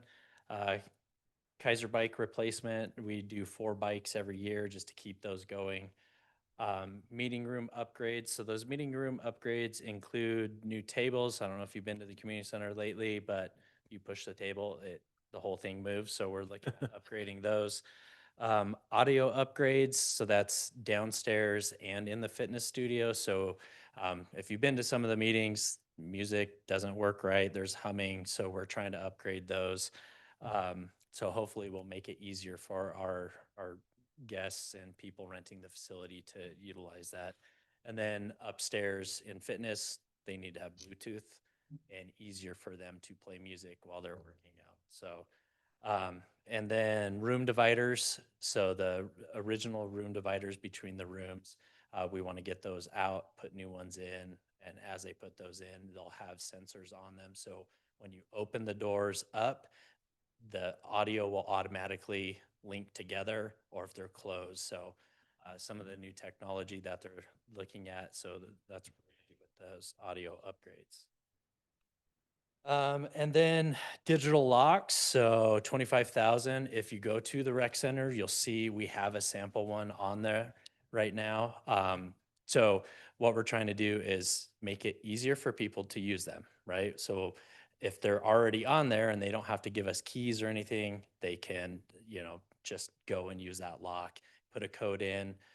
As soon as you walk away and put your code back, it's disarmed and it's ready for the next user, so they can put their unique code in. And so we're gonna do 25 to 30% of those locks. So that will be in the family change area and then in each locker. So we'll still allow people to bring their own locks. They're used to that. And so we're not changing everything, but we are adding different options because theft is always happening there. So if there's no excuse to lock your stuff up, hopefully we can get rid of that. So capital expenses, some additional ones, ADA van parking. So we get a lot of the group homes and a lot of groups that bring their large vans. And so we're looking at adding 3 new spaces. So you can kind of see we're going to take out a section of the landscaping that will allow for those larger spaces. It's next to the building, all of our ADA parking in the senior parking area. It's already handicapped there. So this is just another option. I know parking is a big deal at the community center, so we're looking at changing the speed limit to allow side street parking. So working with engineering to try to figure out how to get a couple additional spaces there. I know Family Health West is working on some things as well. So indoor pool tile resurfacing. So we can't take out all the tile because that cost is extreme. So we're looking at some different options, some miracle method, resurfacing over the top. That way it creates that solid barrier and we don't have to rip out everything.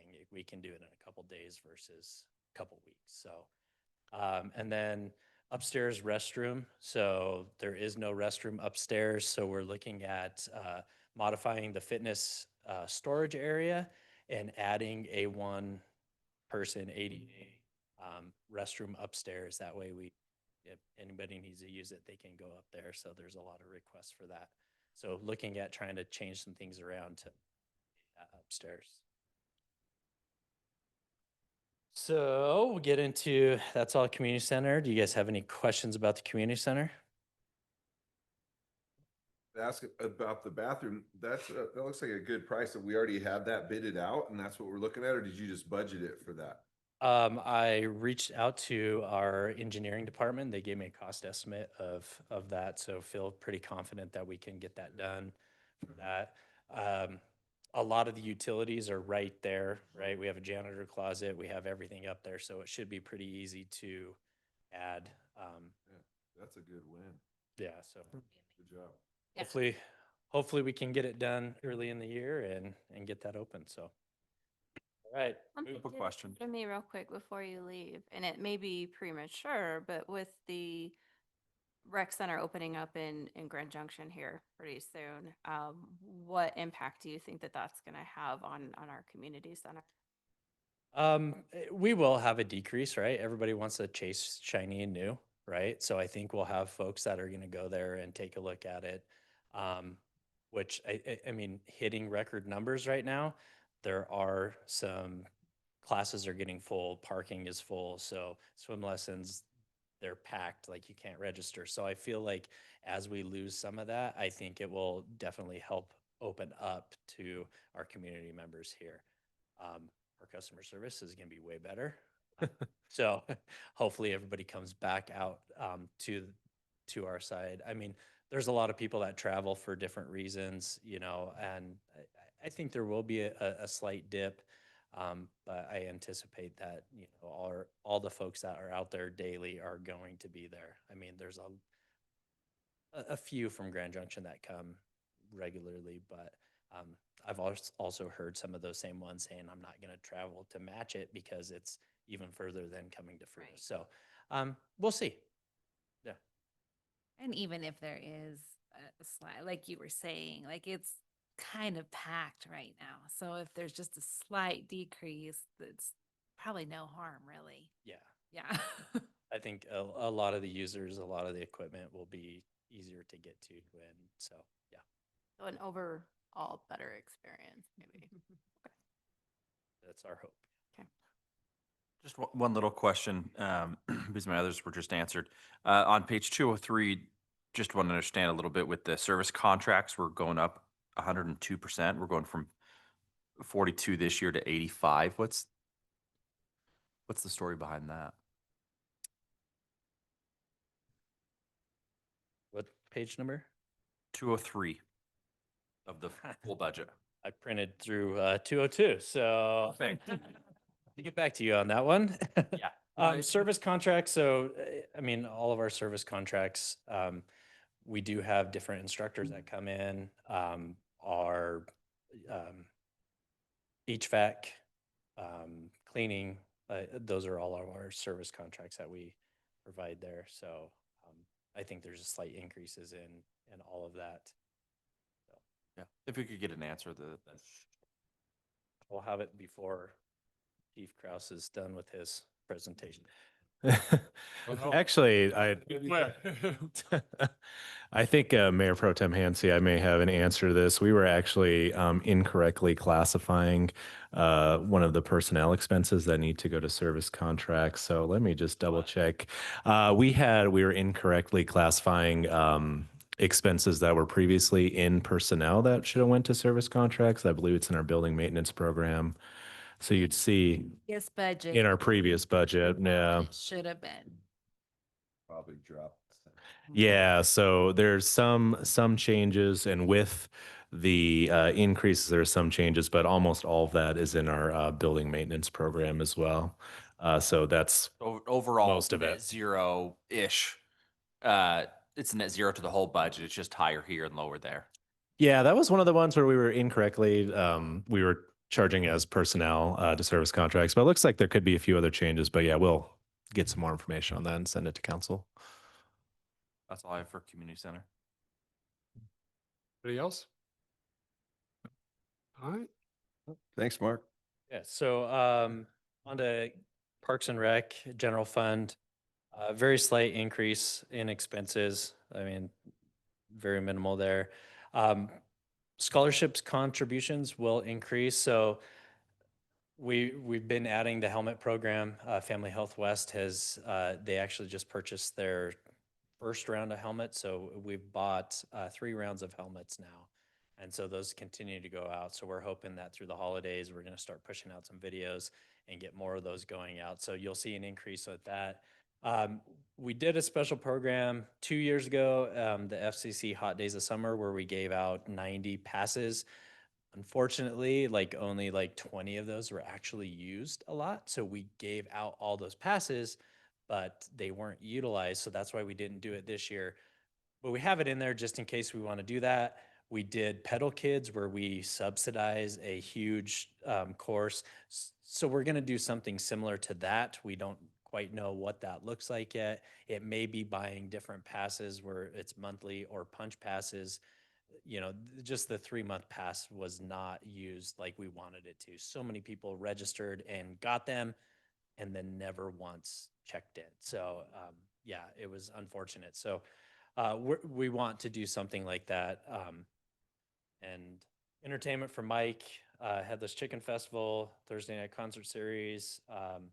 Costs are going up for those. Supplies and equipment, definitely our traffic control and porta potties. The increase on those is going up every year. And then we've got the 150, 250 celebration that we kind of discussed at the workshop. So I got some prices back on the pole banners, about $2,500 to get all the pole banners changed out, $500 for the Aspen Street banner. If we wanted to do yard signs, like with that custom, support Fruita, that kind of thing, we're looking at 100 of those would be about $1,200.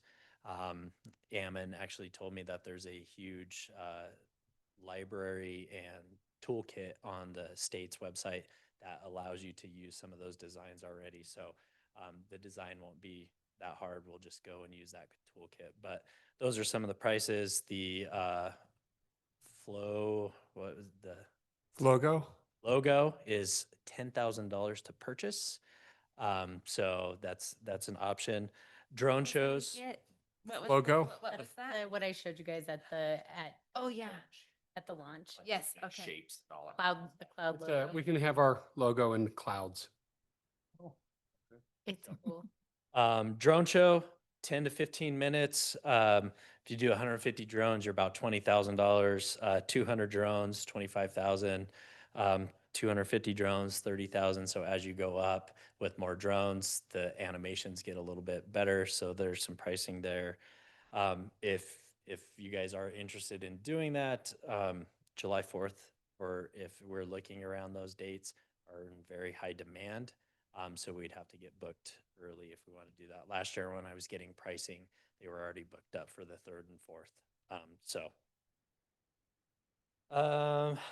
Parks and Rec capital expenses, so very light this year. We've got one pickup truck, a tilt trailer for our new 0-turn mower, and then a second tilt trailer. We're actually trading 2 trailers in that aren't utilized as much for one that can be utilized. A lot of these trailers require 2 people to either lift it or the heavy gate. So we're looking at trying to ease that where one person can operate that. So we've got $7,500 for a mural on Cocopelli section of the Riverfront Trail. So that railroad bridge finally got approval from them. Like, we continue painting it gray and they won't let us put something cool on it. So they finally gave us approval to get that done. So that one will be good. Last week or last presentation, we talked about the Little Salt Wash Park expansion and design. So working with engineering and trying to get that designed out so it will be ready for applying for grants. But speaking of grants, I wanted to go back to the 150, 250 just real fast. And I know we had talked that there's probably some grants and stuff for that. Did we have any chance to hunt down any of that matching or just see if what we got? So there's a lot on the state website, and I think Katie and Ammon have been looking at Cool. that. So Perfect. Matching marketing grant. The tourism office is the one that's putting out funds for that. And it's usually towards the end of the year. We wanted to kind of check in with council on everything that Mark just presented. We'll probably just include for the 250, 150 celebration. And I know we talked about at workshop.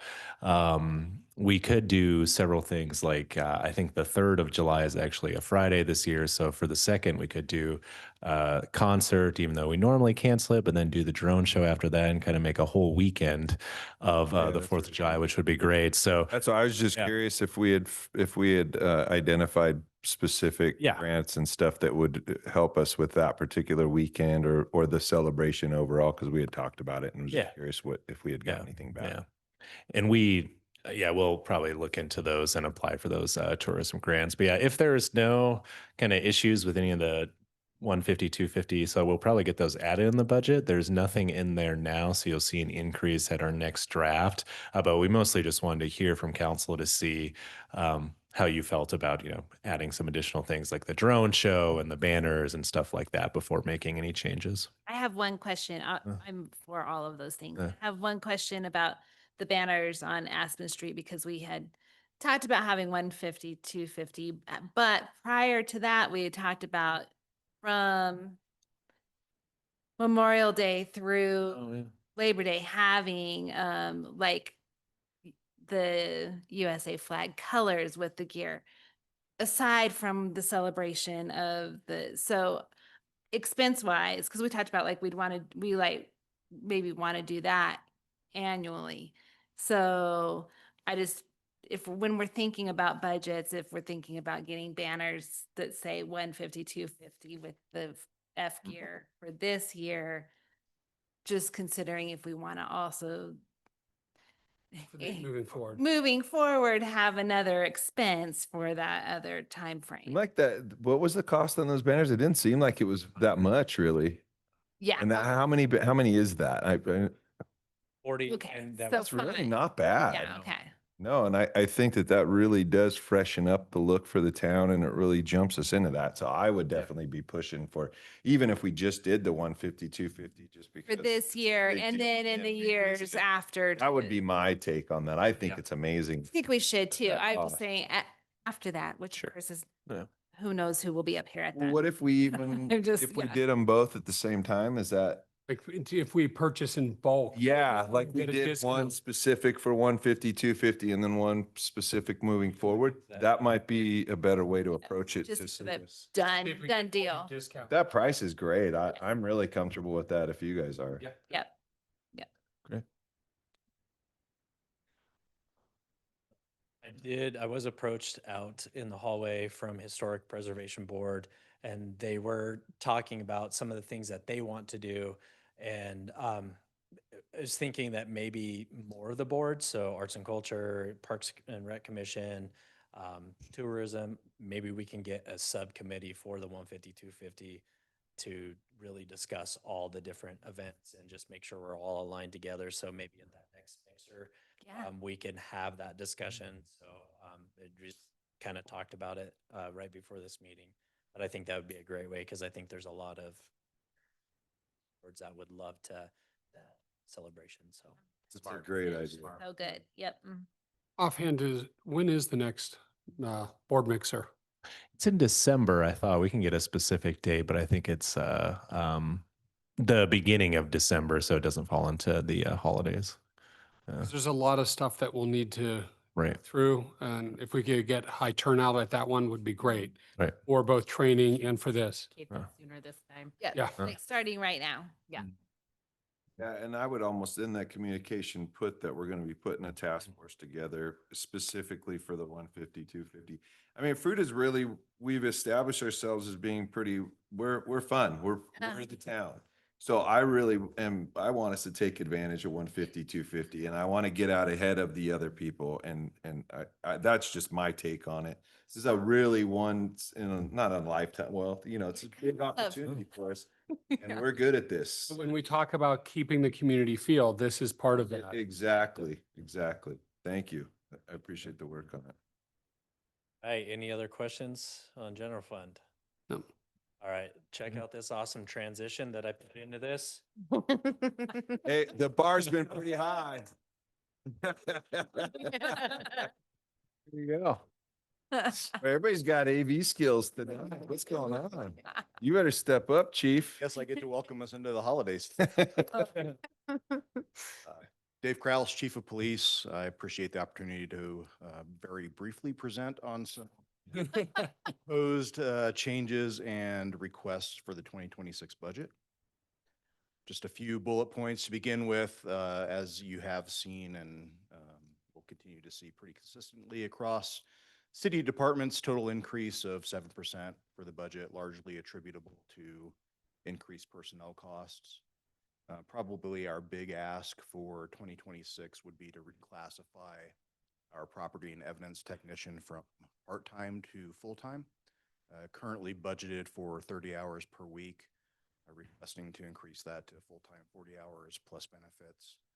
A couple of justifications for that would be increased workload just overall in property and evidence to include transitioning the digital evidence management, mostly body cam video requests from Lieutenant Peck to the evidence technician, which we haven't done as of yet, largely because of the limited hours that the evidence tech works and the training and everything that goes into that.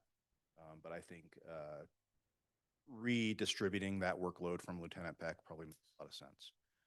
So, and it just is good timing. We're getting ready to lose our amazing part-time evidence technician. She's relocating for family reasons, so we're going to need to find a new evidence tech, and it's a very detailed technical specialty type area, and I think we'd have a lot better chance of recruiting the right person in a full-time position rather than a part-time position.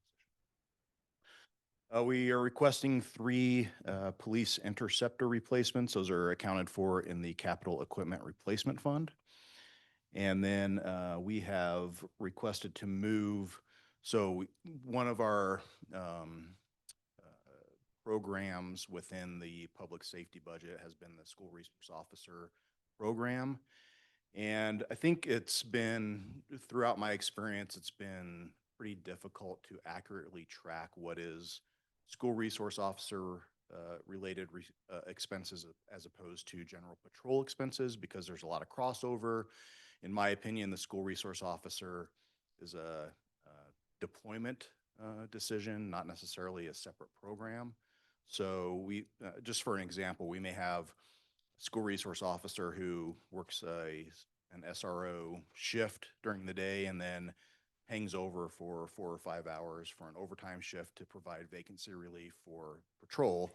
And it's very difficult to account for what is SRO and what's patrol. And so I think it just makes a lot of sense to just include all that, all the SRO related expenses into the traffic and patrol program with no real change in deployment or service providing, but just to better account for, or to lessen the confusion of what is patrol related and what's. And then as we experience pretty much every year, we've got an increase in our dispatch center costs this year, 6.5%. We can pretty much anticipate at least a 3% increase every year based upon the IGA have with the comm center that defaults to a 3%, but this year the board's vote was for a 6.5% increase. I will position. That's. Oh, any questions first? I just wanted to ask about the interceptors. So I know we've always had a hard time lately finding them. Do we find what? It's gotten much, much better. Okay, I think cool. The COVID backlog has eased somewhat, so we're having a much better time getting patrol Right. cars. Now the delay to some degree is the upfit. The upfit companies are kind of backlogged, but regardless, we're more on track in getting the replacements on schedule now. A question out of ignorance with the dispatch center cost. I mean, this seems to be more and more of a budget burden year after year. Will it ever make sense for us to do that in-house? I mean, I don't understand the mechanics of how it works. So that's why I said it's coming out of ignorance. Simple, short answer would be no. I think the burden would be cost prohibitive and the management. The way it's governed now is through the IGA that includes all of the user agencies. There's 26, I think, user agencies to include most all of the law enforcement and fire agencies within the county, with the exception of the federal, well, some of the federal agencies and the state agencies. So what the way it's governed is each user agency, generally speaking, has a percentage of a vote as to how the government happens and how the budget is approved or not approved. And so I think to replicate that kind of a governance and just the operational expenses and burdens, it probably wouldn't make sense for an agency our size to break off and try to do something on that. Thank you. And they're justifying the increases for the increased calls for service, yes.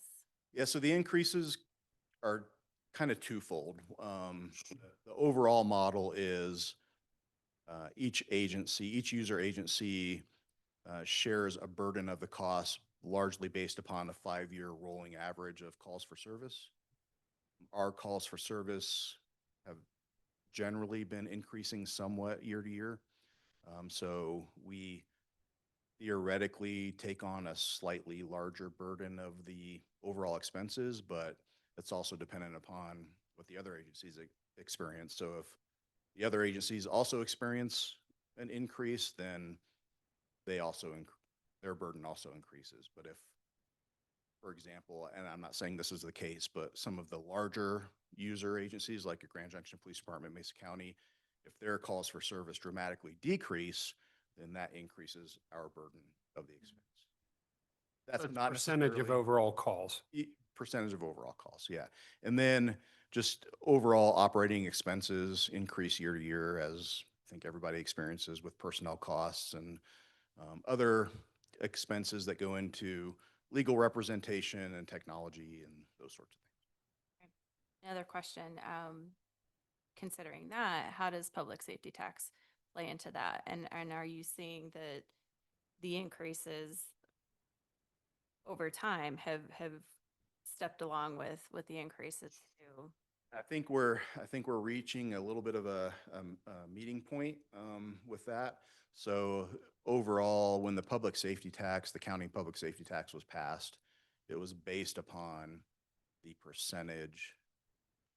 Well, not to oversimplify it, but generally speaking, it was based upon the percentage that each agency contributed to the comm center. So I think what we have experienced is actually the public safety tax has been slightly higher than our comm center expenses. But I think we're seeing that gap decrease as we continue.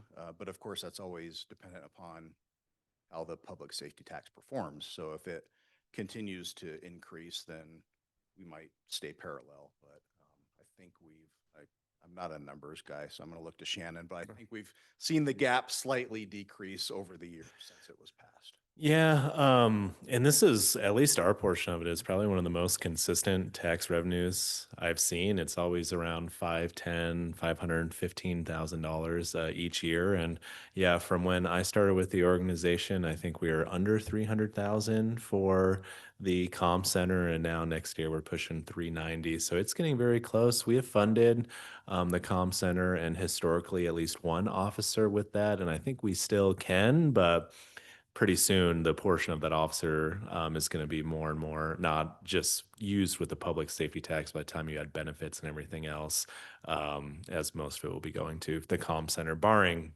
dramatic, increases in county sales tax collections. Any other questions? You're off the hook. Right, there you go. So much. I know. When you woke up, you're like, yep, this is what I want for my birthday.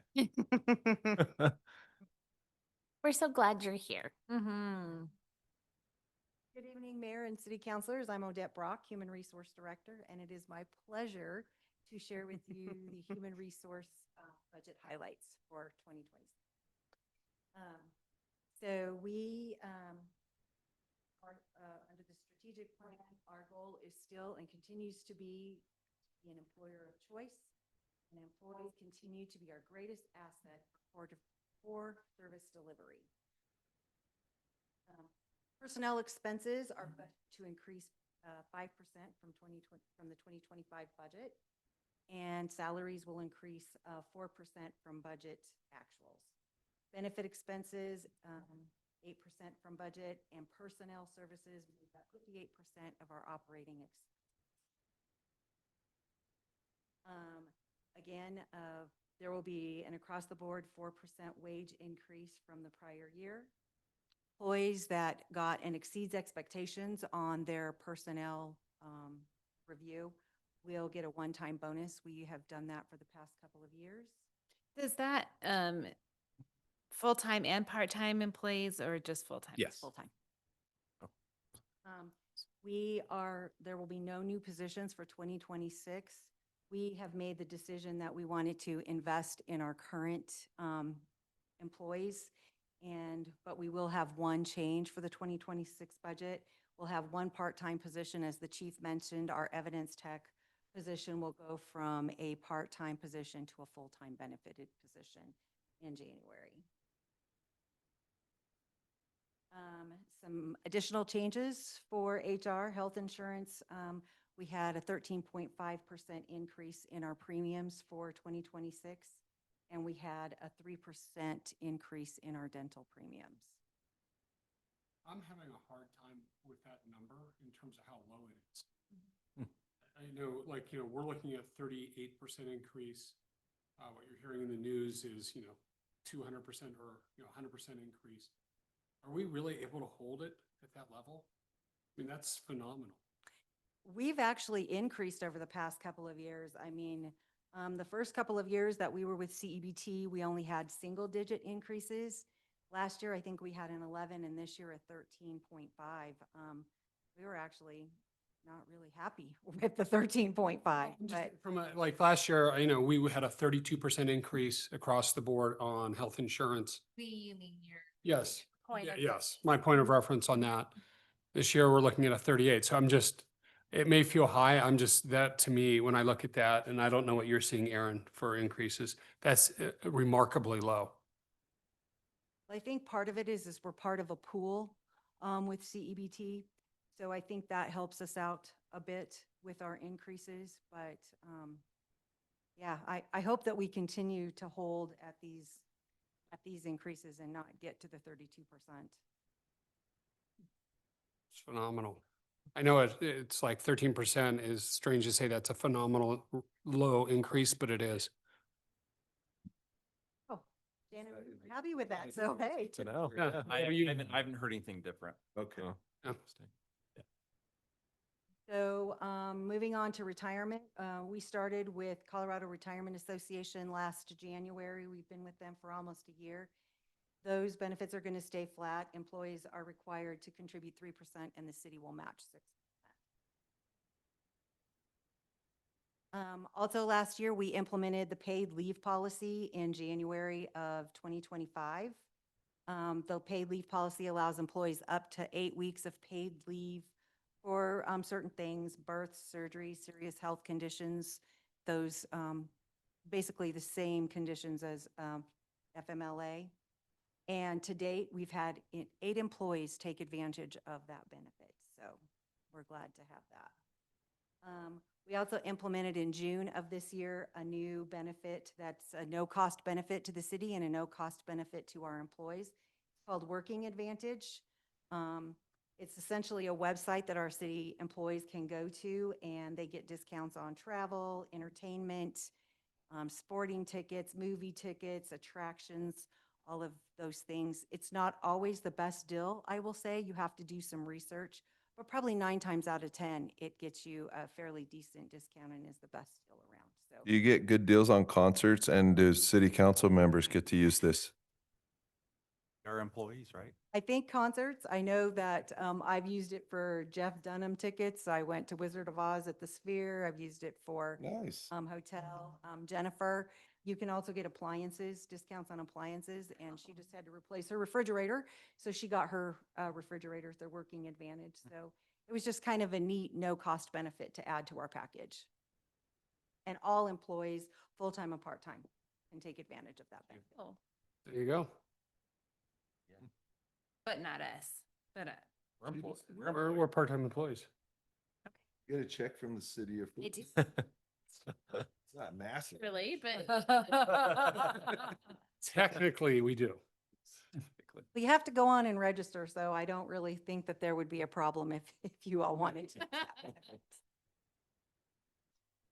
Some other changes this year or in 2026, we are moving away from CIRSA as our workers' comp provider. We're going to move to Pinnacle. Starting January 1st, we made that move and it resulted in a significant savings in our premiums for the city. Weren't unhappy with CIRSA, just the premiums were a lot. And Pinnacle had been, checking in with us, and so we decided that we would take advantage. I think we saved like $114,000 premiums. So it's definitely a good move. However, we will continue with CIRSA for our property and casualty insurances. Also, HR will be putting out our newest employee handbook update. It will be complete and distributed by December 1st of this year. And we also had another change, a little bit out of HR, but an area that I oversee is we got a new management or managed services provider for our IT services. In September, Alabrije Digital Services took over our IT contract. And again, it was a significant savings to the city to go to a new provider. Plus the service that we're getting has been great. We've had a few hiccups, but we have a lot of really great changes coming. One of those is we're going to be switching over to Microsoft Government instead of just the regular Microsoft 365. Probably should have done that a long time ago. Actually, Alabrije really did, I think, inherit a bit of a mess. So it's going to take some time to get it all unraveled, but I think that we're going to go great places in our IT world with our new provider. What's the benefits of going from 365 to government version of software? Lower cost, I remember Yeah. he was sharing. Yeah. We're government, so we should be under that. Has some things to do with storage in the cloud and Gotcha. all Hmm. that. Yeah. So It's a government, it's like going through Carasoft in terms of government pricing. So we're in the process of moving over to that now. Hopefully, all things will be better as we move along. We're working on getting moved over to Clear Networks. We have been experiencing over the past couple of days some spotty internet, and it's been very frustrating. So hopefully within the next month, we can get moved over to Clear Networks. And so, like I said, Alabrije inherited a mess, and they're, I think, doing a great job. He's one person, but I think he's doing a great job trying to get everything unraveled and getting us on the right track. Any questions?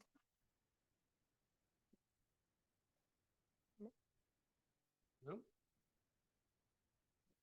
I want to say thank you for the beautiful birthday song. Enjoy the Thank rest you. of your night. Is there anything you wanted to wrap up on that one? Oh, no, at our next presentation, we'll be going over some economic development items, our community development department and planning, and then we'll do an all funds kind of summary. So that newest chapter that we put in the budget last week, we'll kind of just give an overview of all of that in total. So that'll be our next presentation. Well, Any questions from council on So budget there's process? no more budget presentations? no, there's one more. Tonight? No more tonight. No more tonight. Just, Yeah. there were some other sections that was on the agenda that I had some questions with. Oh, sure. The general budget over. I can definitely try to answer them if you have them. Yeah. And this one doesn't have to be tonight, at least in our conversation for next time. So we're there on page 20. We're looking to use fund balance Oh.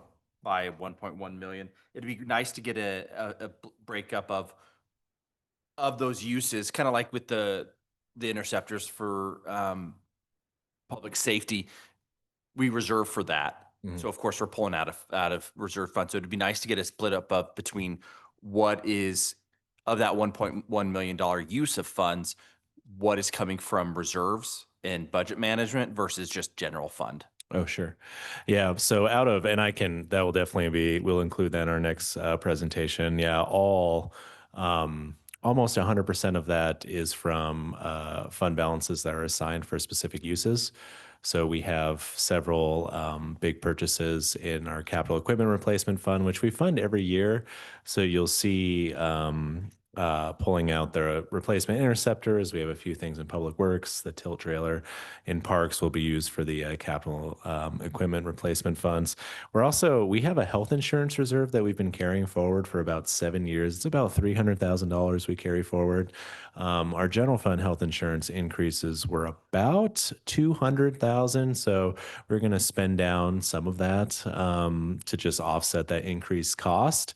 So that will go down from the 300 to probably 100,000, but we'll still retain some flexibility in the future if we do have large increases or larger increases on health insurance. And then the rest is all capital expenses, which we try to only spend fund balance dollars on those one-time capital. So some excess we're anticipating this year will go towards, vehicle and building maintenance, or not building maintenance, building inspections, but we'll get a detailed breakdown for the group as well. And then there are a few smaller funds, marketing and promotion. It's going out of theirs for the silos and a few other things. So there's just a few kind of one-offs with that. I saw in the T letter that we don't have any money put in for the Fruita launch budget. Are we anticipating any of it being in our original budget? Probably not, just because right now, and we do have, I will say we did during a supplemental that council approved a few months ago, we did approve 50,000 for some of the site prep over there. So we have spent some of that already, but as of right now, we don't have an estimate of what those costs will be. But with the launch, there'll probably be some sort of financing in the future too. So once our partner for the project, they're working on as part of our partnership, we do the public improvements, they do conceptual planning, construction drawings, kind of get to a point where we can actually bid out some of that stuff. So then we'll have some more accurate costs of what it will cost, but it's more than likely we will have to also finance some of that as well, which is really common in these redevelopment projects. You can finance against future property tax revenues since none currently exist at the site. Last question that I have is, so trash, I saw it was going up 5%. Yeah. It's within our contract that they can go up, 3 to 5 a year? It is, yeah. So it's actually based upon a CPI adjustment that is specific for solid waste management. So that 5% is one that's just strictly passed along to us from waste management. We are hoping to get some relief next year, especially on our recycling costs, because out of that $20 that people pay for trash or recycling each month, the state is actually going to begin subsidizing recycling, which will offset some costs. So we're not quite sure what those are yet, but we will, when we do have those, we'll definitely share that with council. When does our contract trash? I think it's at the end of next year. We just expanded or extended it, but it's either at the end of next year or the year after. Yeah. It was a 3-year. I think. It was Yeah. 3, so I think we'll be at the end of, Next year. 7. Yeah, we just did. Yeah. right, and then there's the option to, at least one option to renew Yeah. built into that. But I do know there's been some people looking, Oh, yeah. Yeah. wanting our business. Well, It may even be 2028. and it seems like, we made the decisions a year ago or whatever it was to take the new contract, and at that time, we didn't have a whole lot of options, and it seems like there are more options now, and so that's just, I was trying to just get a reminder of when it's over, but Sure. thank you. That's all I have. Great. Any other questions on budget?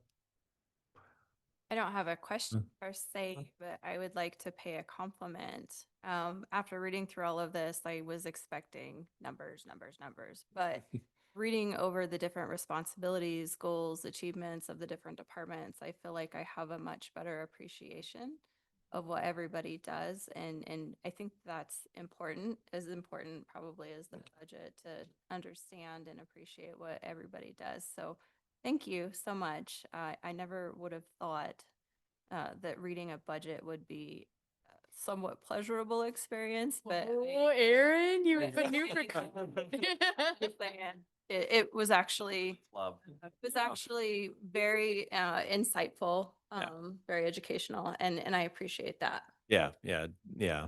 Really appreciate those comments. Thank you so much. It is a ton of work for our staff, our leadership team.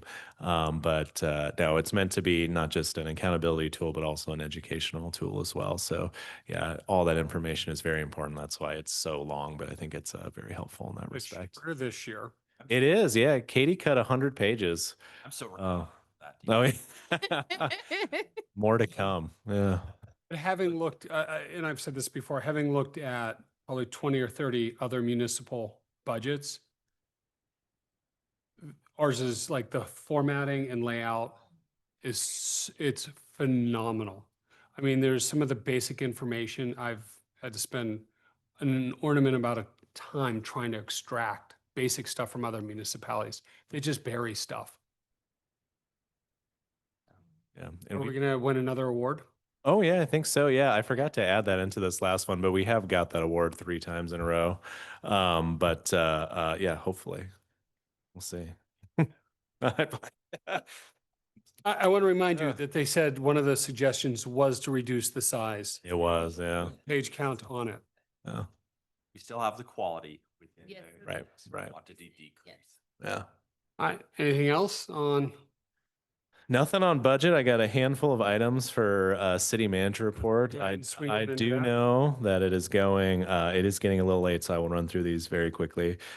So we have received 4 quotes for the economic development facilitation that we've been discussing for the past few months. All really good quotes, very reputable firms and consultants that have experience doing this work, especially throughout the state of Colorado. So we knew we had a lot of reading to do prior to this meeting, so I didn't want to just add another thing for council to read. So we will send those over tomorrow morning for you to review, and then we'll discuss those at our next meeting as well. There's each one, most of them are broken out by just the initial cost of the facilitation. And then after that, there's recommendations on kind of next steps based upon the facilitation. So I'll send that out. The idea is that will be discussed at the next workshop. Yeah. Yeah. Okay. We also, Correct. yeah. We also received a proposal from Museums of Western Colorado as well, a little later in the afternoon yesterday. I will send that out to council. There are some very specific funding requests that I think we should probably discuss. So if you want to take a look at that, and then at our next meeting, we can discuss if you'd want to move forward with scheduling a workshop with the museum, the executive director, and then their consolidation task force as well. We can have that conversation. I know there's like a lot of urgency in some of the discussions, but there is a timeline that will be attached as well that says, maybe some of these aren't until, 2028 or 2026. So just wanted to keep that in mind that we may have, it may not be as urgent as we initially thought. The Fruita leaf pickup begins next week. So as part of our renegotiated contract with Waste Management, Fruita residents can actually leave bags of leaves next to their trash for there's 3 weeks, but the first one is next week. And I think there's a gap between the next 2. So if you're getting any questions on that, definitely encourage that. If there are things that are not leaves and it's obvious they're not leaves, they will not pick those up. They had, quite a few instances of people trying to dispose of hazardous waste and cover it with leaves last year. So that is something that has come up. Actually, a serious question, like tree trimmings, stuff like that, are those count if you're cutting back branches? Sure, is that'd it only, yeah. is it yard waste or We've treated it organic yard? I'm trying to. We've treated it as leaves in the past, but I have thrown some tree branches in there. Maybe we could use clarifying Yeah. messaging. Yeah, I can definitely double check. Yeah. Ciara will be back next week. So super excited about that. Yeah, she'll be back next Wednesday. As soon as she heard that we're having a groundbreaking with an excavator and demoing a building, she's like, I'm coming back. So, no, she thought it was great. But yeah, she'll be back next Wednesday. So super excited to have her back. And then finally, two quick things. 19 Road, I sent an email yesterday from our city engineer, John Bolden, about some of the issues that we're kind of seeing at that intersection of J and 19 Road. And also Excel is doing a gas line reinforcement on the east side of 19 Road. So there was a question about they did a utility locates out there and they probably went more further north than they had to. So I know this is kind of on top of minds, but I did want to invite John. I don't know if you want to give a quick update on kind of the work going on at J. Yeah. I also noticed they cut into the pavement north of J on 19. Yeah, and that was a decision we weren't quite sure about last week, but now with some conditions over the weekend, John made the decision to continue to look into that. Yeah. Yeah, so I don't want to take too much time, but we had a handful of issues going on. One was Excel waited till after the project to decide they wanted to reinforce the gas line into Ironwell. Their first suggestion was to go through the intersection, and we told them to find another way, and they did, but it's along the east side of the road. Fortunately, that one isn't disturbing our pavement. We did have a subgrade failure north of the intersection that we'd been monitoring for about a month, and yesterday I got really concerned about it, and we had the contractor come back and dig it up, and I think we found the issue. There had been a water main break nearby that the water appears to have went through the pipe bedding and softened the subgrade. So we've dug that up. We've got a little bit more work in that area to fix some drainage issues. Once that's done, we will get it repaved.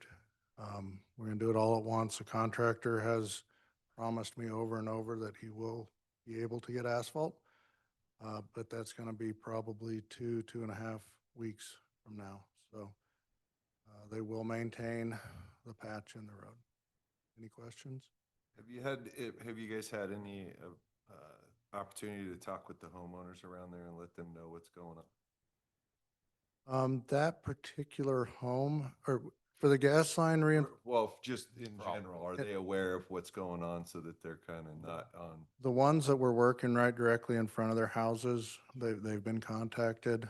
The area that we're digging the road up, that guy works for the contractor, so he's very much aware of what's going on. He's helping us do it, so. My reasoning being just because the contentiousness that we already had with 19 Road, I just want to make sure that everybody's understanding what's going on. And yeah, no, that's going well. Unfortunately, Excel's work undid some of our rehabilitation work on one property that they're going to have to fix that. The homeowners are aware. They know it's not us. We've made it very clear that we tried really hard to plan ahead, and Excel actually did reinforce some of their lines. And even after asking them multiple times, they forgot this stretch until right after we were done. just keep that in your memory bank for next time. And next Put out on them. CML meeting with them. Yeah. Other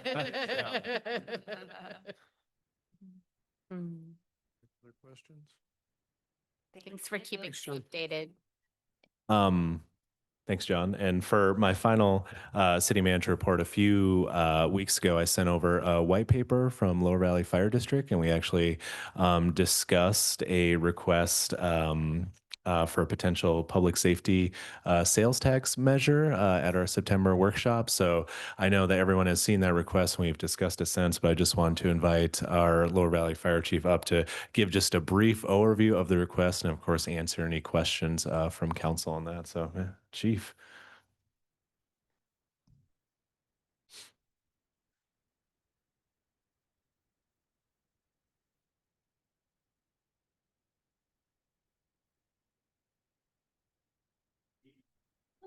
Hey there.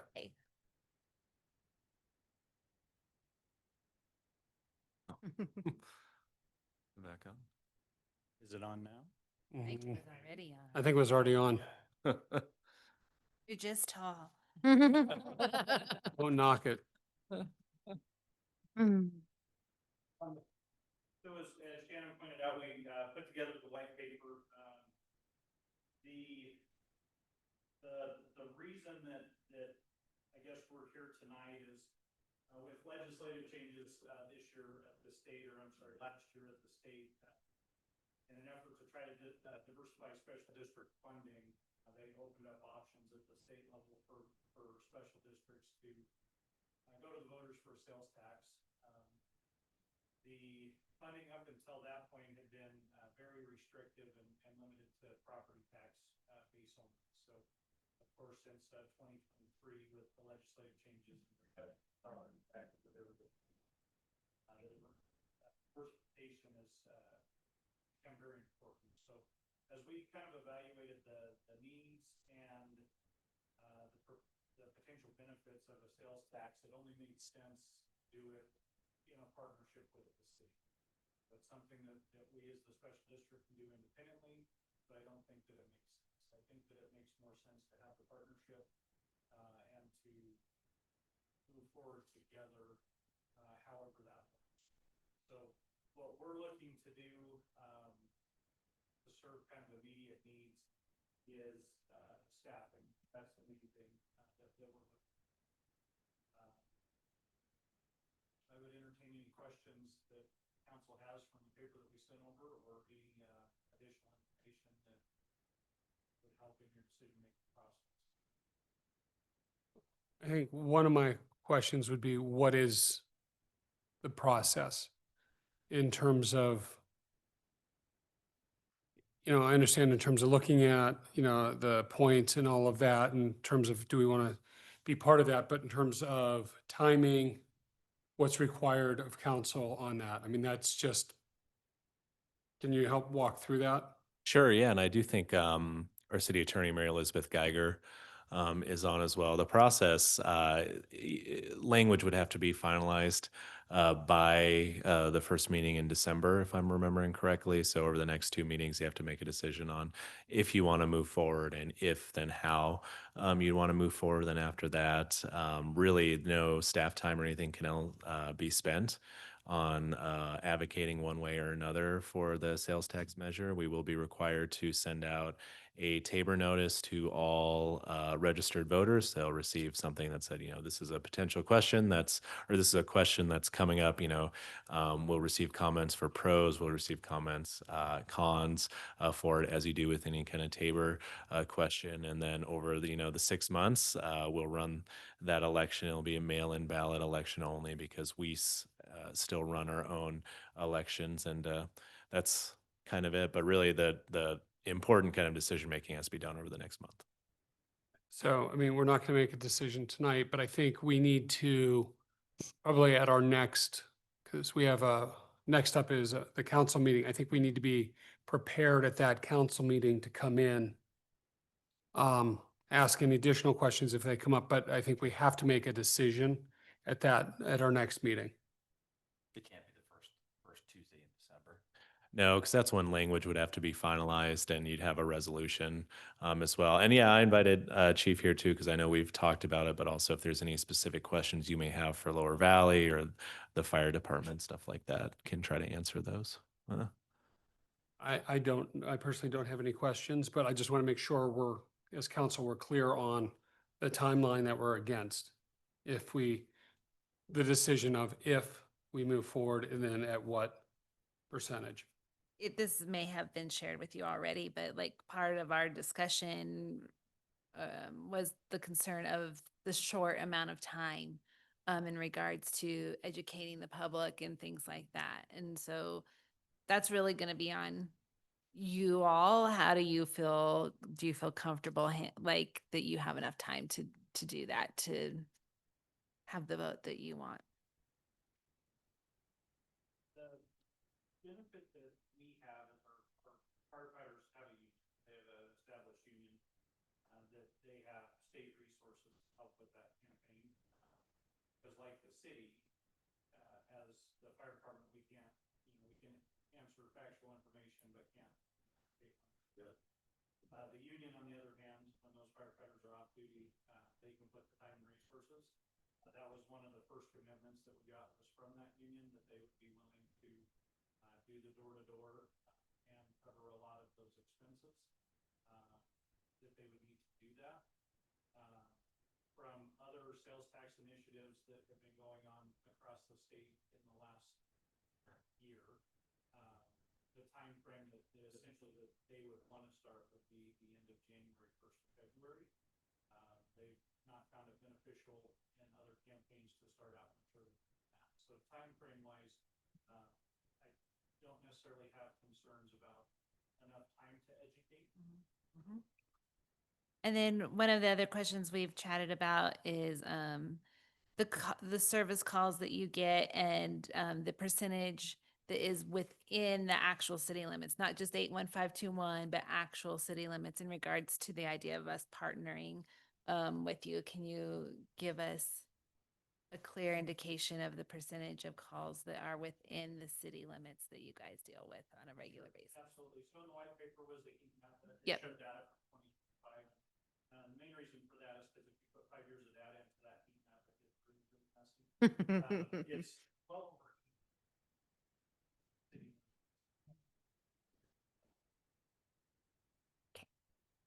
Thank you.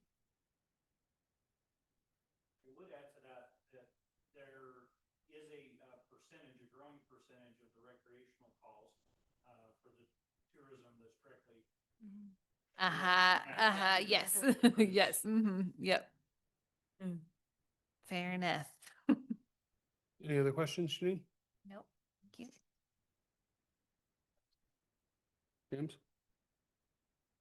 Can we have potential wording for that ballot issue next meeting? Prior to the meeting? Prior to the meeting? Okay. Would help. Yeah, That's a great idea. Yeah, I mean, that would be really helpful. Because This is Mary Elizabeth, Geiger, the city attorney. Sorry, voice of God. I have provided to staff some other ballot languages. That's probably not the right word, but language from other ballots in other jurisdictions that were doing something similar. So we have a template we could work off of, but obviously the devil's in the details. So we would need to know exactly what the fire district is asking for, because we've got to be very specific about that in the ballot language. So when could city staff receive that specific language, I guess is the question. It can be as soon as you Right. that the ballot question on the municipal ballot, that the city essentially, you would be writing the ballot language. Until a decision is made about the percentage, it would be hard to put in what the ask for the fire department is essentially. Right. What we've talked about is whatever that number lands on, it would be essentially a 50-50 split less administrative costs. Obviously, the fire district would pay for the administrative costs of the city to administer and distribute those funds to us. But as far as the specifics from us, I can have that rather quickly as far as what our needs or our asking. Mary Elizabeth, this is Deb. Does the council need to adopt an ordinance for the ballot language? I believe that's just going to be a resolution. Okay. And Chief, to help out with some of that, I mean, you could probably discuss some of the needs that you're specifically looking for. I know we've talked about a fire inspector and then 2 more personnel as well. So sometimes when you get that specific, like Lower Valley will hire a fire inspector, conduct X amount of inspections throughout the year. That could be helpful. So I don't know if you want to touch upon that a little bit. Yep. Yeah.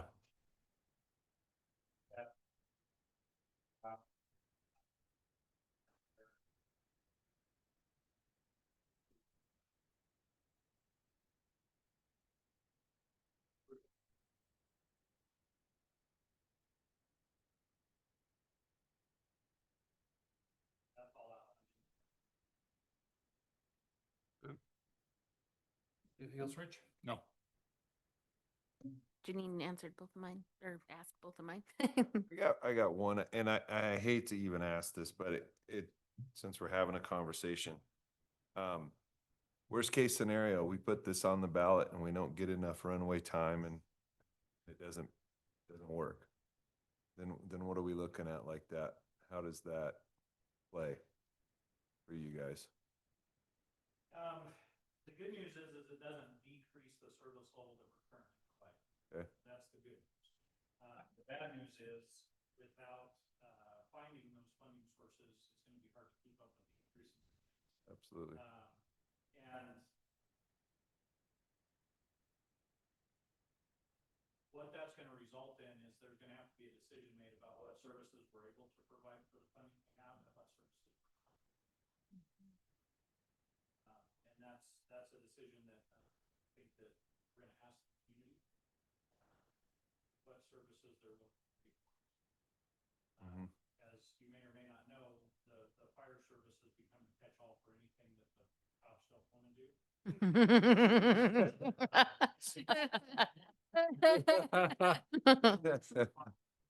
Absolutely. And despite the partnership,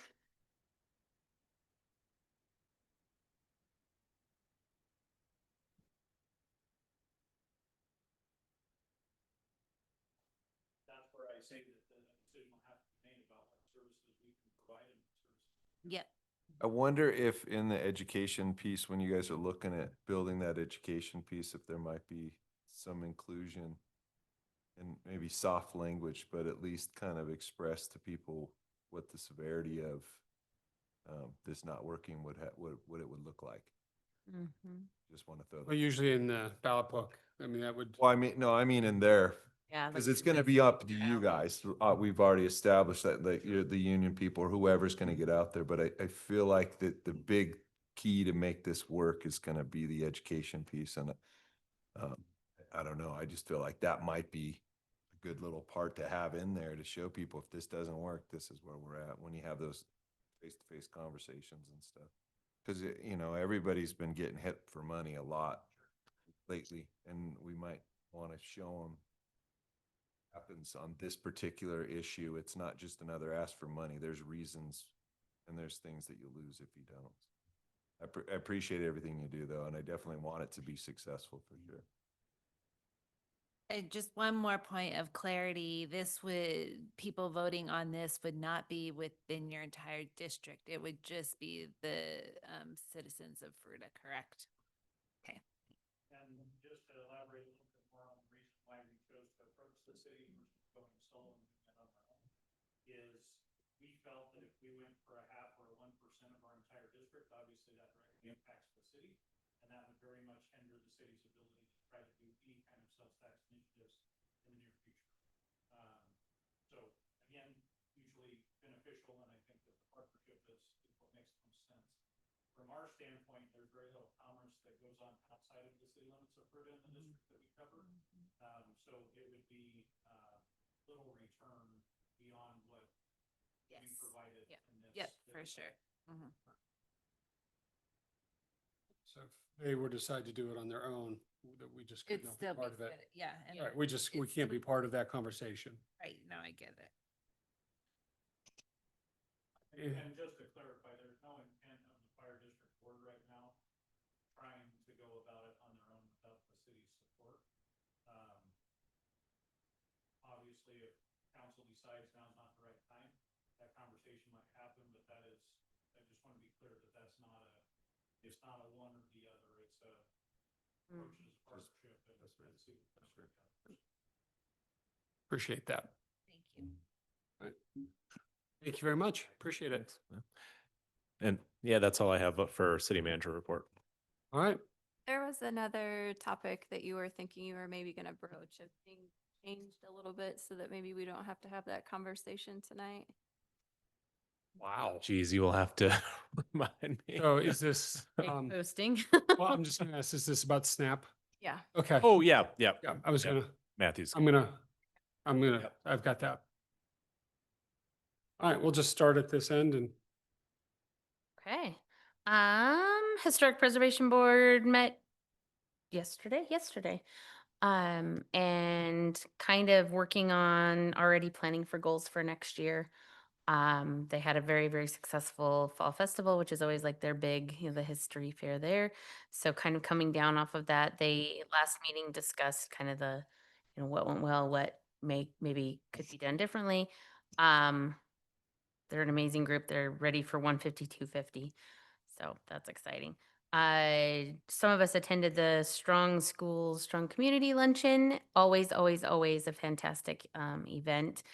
Our school district is doing really well with the challenges that they have. There's just, man, keep making big strides, and it's really cool to see. Yeah. Yeah. I had the pleasure of sitting next to the teacher who was one of 8 finalists for the Teacher of the Year, the Colorado statewide Teacher of the Year. So that was really fun to hear about the things that she's doing for the kiddos in School District 51. We have some just incredible people in leadership and just, I think at all levels, we're really blessed. So I think that's all I got. Not a whole lot. Museums of the West, but there are ongoing conversations back and forth, and you'll be hearing more about that tomorrow. Tomorrow. The proposal, I was going to send it over okay. tomorrow. Thank you. Yeah. All right. Tourism Advisory Council met, got an update from Barnhart, very positive. Most of the numbers are up and good. They were really pretty good. We received an application from Girls on the Run for a whole lot of money. And it was decided that it really didn't fit within the tourism side of it. The fact that Girls on the Run really does not bring in tourists or people from out of town, but they still wanted to have some support, so they granted them $1,000 instead of the $10,000 that they wanted. Oh, wow. They Girls on the Run lost their major sponsor. So they're looking valley-wide for some funds, and that was a pretty big request and not at all within the guidelines for the tourism special event applications. So, but that was about it. When is the next time they report back to council? Tourism? Yeah, tourism. We don't have anything specific as far as boards reporting back to council, but we do recommend the tourism budget to you at our next, it's throughout the budget process, but our next meeting, we'll talk about the tourism budget highlights, which is recommendation from. Where we were going to have at least an annual from every board. Well, yes, and to kind of see where those numbers are going and the work is going. And it's not necessarily, the idea is not to say, well, we don't like this art, we like this art. Right. But it's more of, here's the trends, here's what we're seeing. Sure. Yeah. We can definitely add that. It's been a while. Can we look at getting that on a workshop? Are you speaking about the actual marketing company speaking Yes. to us, not? Oh, I thought you were talking about boards and commissions. No, I was talking about the actual. Oh, sure. Okay. Sorry. Yeah. I just don't know when that review. Yeah, that would be nice to hear from them. Yeah. We haven't heard from them since we hired them. Oh, really. so that'll be at our next budget presentation. Okay. Yeah. Oh, Can you make it sooner? All right, great. Which would be tonight. Oh, I'm good. Tonight. Not tonight. Anything else, sir? No. My meetings are coming up next week. And yeah, I really enjoyed the luncheon yesterday. They did a great job partnering with CMU and showing us that piece of the puzzle. If you don't have kids within the schools or work in a school, you don't know how much they really collaborate and what that really means and how different that is from most places. And so that was super beautiful. And they highlighted each high school band and had us escorted in by Tope's student council. And yeah, so it's just a very good event and a good educational piece as we all think about the needs of our kids and what that takes on a community level. So they like to have us there for partnership reasons. So it makes a lot of sense for as many people as possible to really understand the money piece of the district, because not every general public doesn't understand how that typically works. That was really good. But yeah, my other meetings are next week, so you can hear more later. Aaron, and can you include today? In terms of the event today? Oh, yeah. Earlier this week, I had a Parks and Rec Commission meeting. We have been able to complete a lot of work down at Snook's Bottom. That's been kind of a big thing for the commission. So we finished last month adding mesh around the trees that we've planted plus others. And I think just recently we planted 3 more bigger trees than we did before. So there's just been a lot of good work with that commission. It's been really nice to see them become more active than just advisory. So they're doing good work, and we're already looking for next year to like, what do we want to continue to, especially like continue with Snook's Bottom, and then looking at Little Salt Wash expansion. And then today, I'm blanking out on the organization that hosts. The Free is the name, which is economic, yeah. Summit. Yep. Yeah. Yes.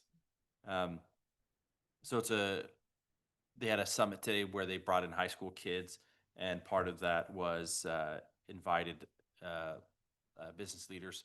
Matt and I were both in attendance, and where we rotated around different groups of the kids. We kind of did like the speed dating situation where we introduced ourselves and then just got grilled by a bunch of high schoolers, and it was fantastic. No idea what questions were coming at you. Yeah, so it was a lot of fun. They really honestly asked a lot of really good questions, and most of the kids were excited to be there, which was kind of nice. Free foundation. There we go. Free foundation. Yeah. Yeah, it was just a good event, and it happens every. There was 250. It started off 4 years ago with 80 students, and this year was 255, I think is what they said. This is the and a lot of Chick-fil-A. And this was the third year that they brought in the kind of the round robin thing. But I think it was really good for the kids. They had a lot of good questions. Right. Anything else? Nope. James. I didn't have anything of importance, but I did want to bring up one thing that I want everybody to be aware of. This is just something cool. If you guys have Paramount Plus on your streaming, there is a show called The Road, and the people that are earning the right to go on tour and open for Keith Urban. It's like a reality competition. If you watch that show, you might recognize one of the people that is on it from somebody that we had headline Fall Fest a few years back. So Jenny Tolman is on that show, and it's been really cool to watch her be on it. So anyway, if you guys want something to watch, tune in. It's pretty cool. Okay. Yeah. We were just talking before the meeting. In the past, we've done something with Loki apparel. I didn't know if that was something that we're interested in again, or. So I think the conversation was in the past, I think it was part of the holidays and stuff like that. There was 1 year like a vest and sweatshirt and some other stuff. Is there a plan for that this year? And then I think the follow-up to that would be like, I went out and got clothes that I will wear, not the polo shirts that James loves. Look good on Deb. They do look good on Deb. But is there an opportunity to do something for council along those Yeah, lines? just so when we're out in public or doing public events. Oh, yeah, sure. Especially for our newest, like. So I guess a question would be, would you rather have like one thing for all of council, or kind of like, this is what I would wear, get it embroidered? Is there a preference? To see what's out there. Yeah. Yeah, we can come up with some options, and then you can decide from there. So I think that's what we did last time, vest or sweatshirt. And then, yeah, we took care of all of it. Brought up as an option. Before. All right. I actually have 6 things, so I'll try to be quick. I mentioned in Sunday email with a lot of bad puns about dog ordinance. I appreciate it. Which is I've gotten some feedbacks from some people in terms of nuisance dogs that are just bark, bark, bark. And it's created some issues. There is some concerns that there may not be a lot of teeth in terms of what the city can do. In terms of dealing with that, is this something that we want to chew on? Or grab it by the tail. Maybe Grab it by the pause. tail, pause.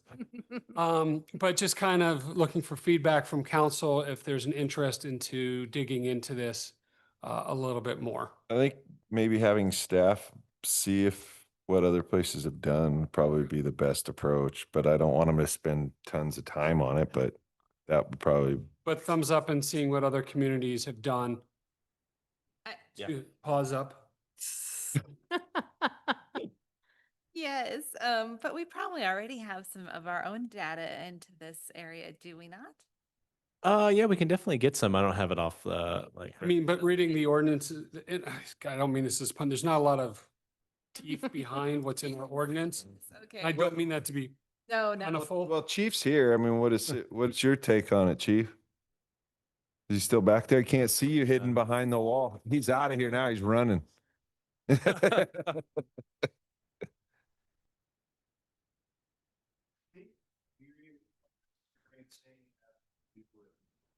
that we enforce is trying to comply with what we believe the prosecution and the court accept as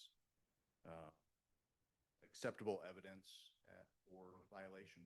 And so our typical process would be if we get a complaint for barking dog, typically it's our animal control officer would issue a notice to the potential offender saying that we got this complaint, be aware of the fact that your dogs are being reported as persistent barkers and are disturbing the peace.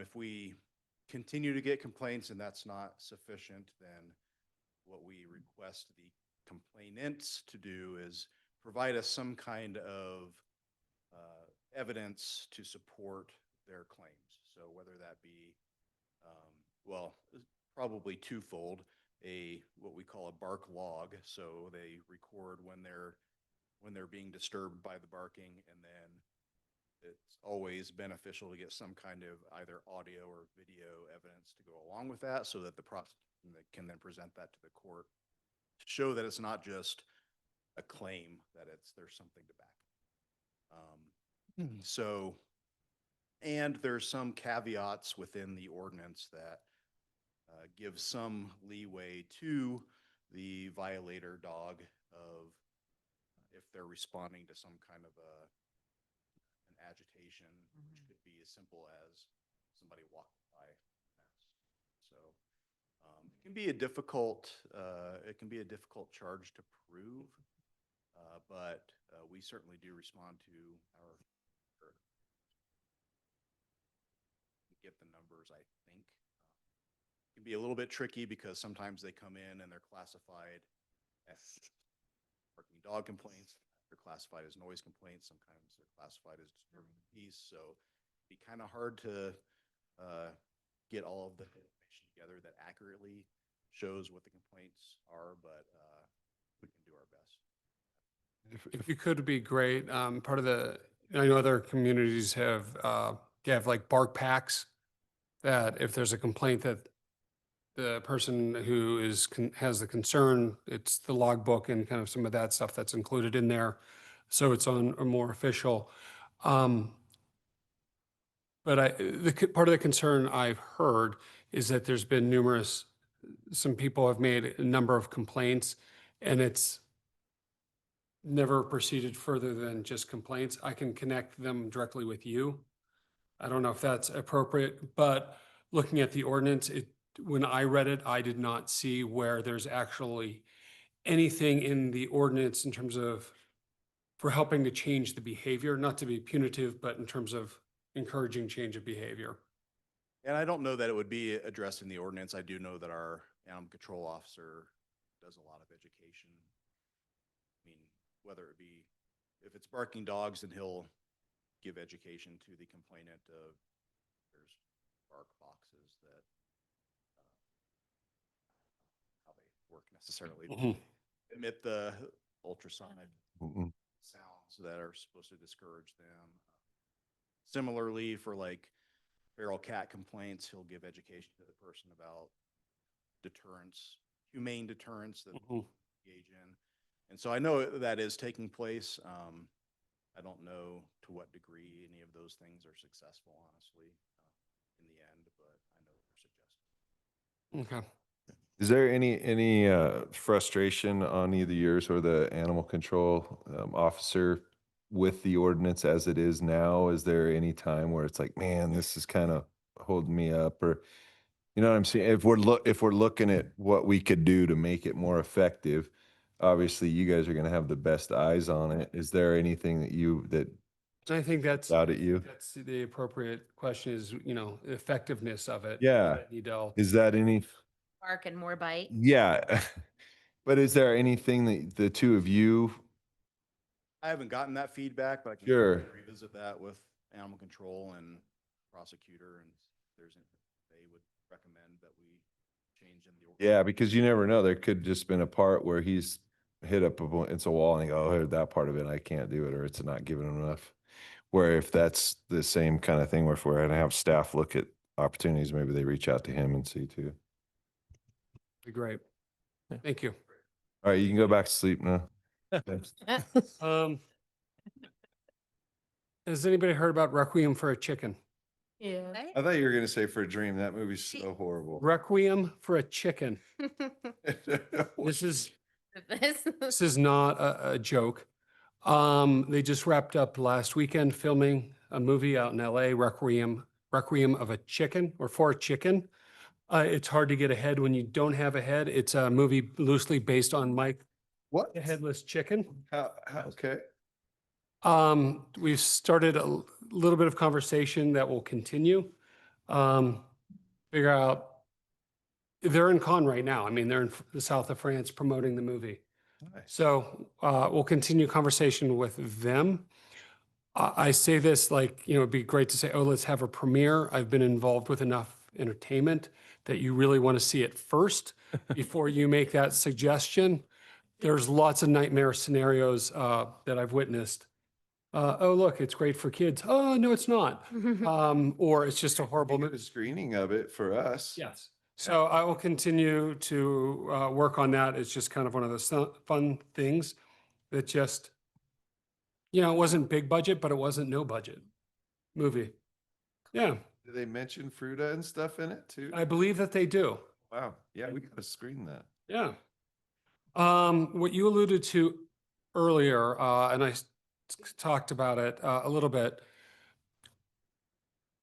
You know, and this isn't meant to be a political discussion, but with the shutdown of the federal government and the impact that's having on a number of our residents, part of it specifically around SNAP benefits, where it's back and forth. It will get funded, it won't get funded.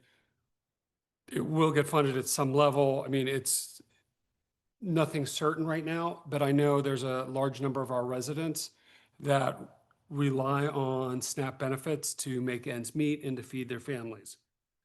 And this is one of those things, as a community, we like to take care of ourselves, take care of our fellow residents. And I think this is something that we want to look at in terms of, in this time of uncertainty, what can we do to help people that are on the edge and are having a hard time putting food on the table?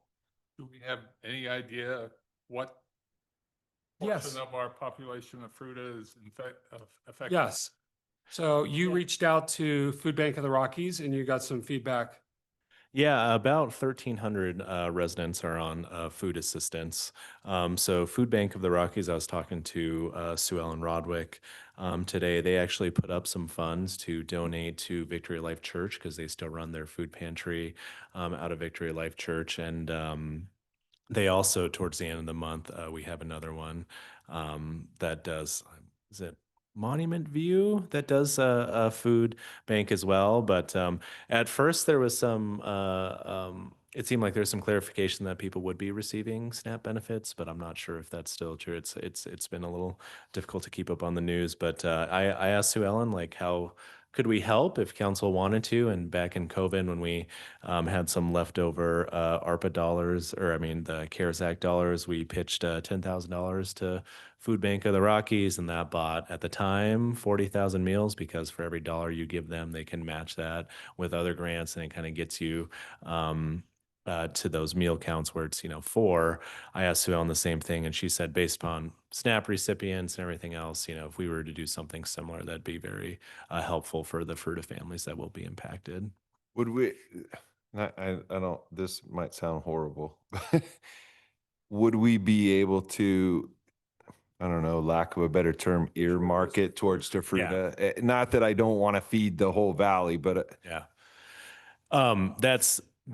Most of it would go to Fruita. She did ask, since there are Fruita residents who visit pantries throughout the region, that we'd be able to use it for operations throughout the Grand Valley, but the bulk of it would go to those 2 that I mentioned. go to Victory. Okay. Yeah.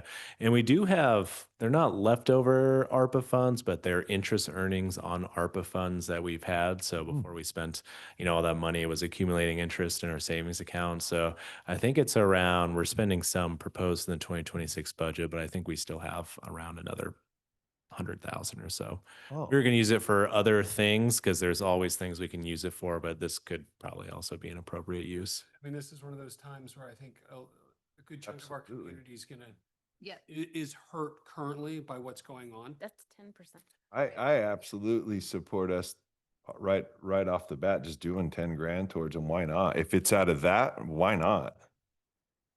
Can we Same. make that happen? Yeah, can we make a motion right now? I mean, why not? It does require public notice anytime we are amending the budget, but I mean, giving that commitment, then Food Bank of the Rockies could also just pay for that. We can reimburse. Yeah, I think let's do it as soon as possible. Let's get ahead of this Yeah. as much as we can. If that's going to be 40,000 meals, that's a nice little dent. Well, it might not go as far, but 3,000 meals for Fruita residents. I mean, that's what, I'm speaking from the community food bank, perspective, but that's about what they can still leverage those dollars to provide more. yeah, I would absolutely do. My vote would be to expedite whatever we got to do to get that to happen immediately. Is it 10,000 or is it more? So when I asked her like what, if you did have a request for council, what it'd be, and she did ask for 25. But this is one of the scenarios where whatever council feels comfortable with supplementing, because I mean, it is still, a contribution, and then that will go back to Fruita families and also. My only hesitation, More than once? that's what I was going to say. Yeah. This is volatile, maybe not the right word. It's unknown. Yeah. Unknown. It's unknown situation. because they could say in 2 or 3 days, okay, we're and release the funds. Well, Take and that even if it is, 10,000, it's gonna, take that even gap. if it, like by 2 weeks. So even if like today it's released, then it's still a 2-week lag. So like a 10,000 would be good. 15,000 Right now, number. And people are already behind because they're not getting federal checks. Right. If you're a federal employee, a lot of those people aren't receiving their funds, right, or any paycheck. And I know you can go to, there's like, I think at least 2 banks here that are doing interest-free loans and stuff like that to help. But there's a tremendous amount of hardship. I would actually, the request was 25, there's 10. I'd be actually more comfortable closer to 15. And then if this. and then revisiting it in a couple of weeks and having it set up so that if it's still needed in a couple of weeks, like expediency of getting out another 10. And so we won't actually be able to vote on it for another. Correct, but we can get it started and we can say there's an indication that this is where council is going to. Yeah. So she can start to leverage. And she can leverage immediately. Yeah. I mean, I'm not, to be honest, guys, and me, I don't want to do extra meetings. I would honestly come in on a Friday or whatever for 5 minutes if that's what we had to do and call it a public meeting and make a vote on this. This is a really big deal. Yeah. I think timing, we're definitely covered. We can let them know and they can start getting rolling on it. And then once budget amendments approved, they could just be reimbursed for expenses spent in Fruita. we need to give staff guidance in terms of the dollar amount. Yeah. Set expectation. Fine with the 15 that you're suggesting, and then visit it again. Okay. Yeah. Does that give you the direction you need? It does. Yeah. Yeah. How can we Just because of the urgency, I know we're we're restricted by just policies that's delaying us to cut a check tomorrow. What communications can we put out ASAP that about this? Like, can we do something tomorrow? Just say, hey, Fruita is. I think I understand where you're going. I think I want to understand how quickly they can leverage and get more out to Fruita. And then once we know that, then we can start to communicate. Yes, because, it'd be nice just to be like, you can start rocking and rolling. Right. Oh, Got to go through some procedural Communicate things. that to the food bank. Yeah. And we'll work with them on that as well. Well, I think it'd be good to communicate. Like, we have our mechanisms for communication. We can do that as well on top of them. It'd be good to get it out. I'm really excited to hear that we had that interest earning on that. Because not that we wouldn't find it out of our budget anyway, but that's just the perfect usage of that money. All right, so Shannon, you're good on steps forward. Thank you. Just real quick on that subject, there's a couple community members putting together an event on November 20th to sort of gather up all information on resources for families who may need help and things like that. And the request is for one or more of us and to attend, depending on what we as a council may be able to do. So we can. Is that just for holiday season type of approach? In relation to this subject, to SNAP benefits not being available and to like military families not receiving paychecks and things like that. And so like what that looks like, as well as the homeward bound new information as well. So like all of these things that we're seeing start to affect the community, and just like a meeting that I think is actually going to be taking place at the community center. Okay. Because they're renting out Good. the space. But anyways, there's time to figure that out next meeting, but I'm just putting that out there now. Right. Mhm. Yeah. All right, thank you. Mhm. Just as an FYI, I did accept the governor's fellow. Oh, congratulations. Hey. Paperwork on that. And then being the nerd that I am, I created the form and sent that all out to you. And then there were some font issues. I'll fix that. But then I also sent out my filled out form on that. So if you guys can take a look and we can talk about that at the next meeting. I think I did, but email sometimes can be questionable. So I will You sent resend that, it. you sent that today? No, I sent it Sunday. There's a travel. What's it? I didn't get one. Okay, good to know. Got the blank version, but not a filled out All version. right, I will resend out the filled out version. There's that. As the high schoolers asked about the statute today, I don't want to let that drop in terms of, let's make sure Arts and Council, we set the expectation that they'll continue to move forward looking at policy and then come back. Yep. And I'm assuming that's on the radar. Yep, Mark and I are putting an agenda together because there's not a chair right now, so we're getting together, we're putting an agenda together. I'm saying the meeting until we have a chair. All of that will be Thank you. fleshed out, you bet. Appreciate that. And then this weekend I'll be at the Veterans Parade. I get to be. Yay. Yeah. Oh, that's all. What else did you do today, Mayor? Tonight, before the meeting? Besides like. Oh, yeah. Only the greatest day ever. Yeah, at the, with the Oaks, use a large excavator and knock down part of a building. It was just the coolest thing ever. Super cool. Just. Spotlighted in the dark, like. Yes, so thank you. And it's one of the, just like, I don't know, it's like, thank you for like a mayor. And this is one of those unbelievable, like cool things. I mean, for all the extra work and emails, which I know you guys love, this is one of those things that was super cool. And I was like a kid in a candy store. It was so much fun. Yeah, you did do a great job.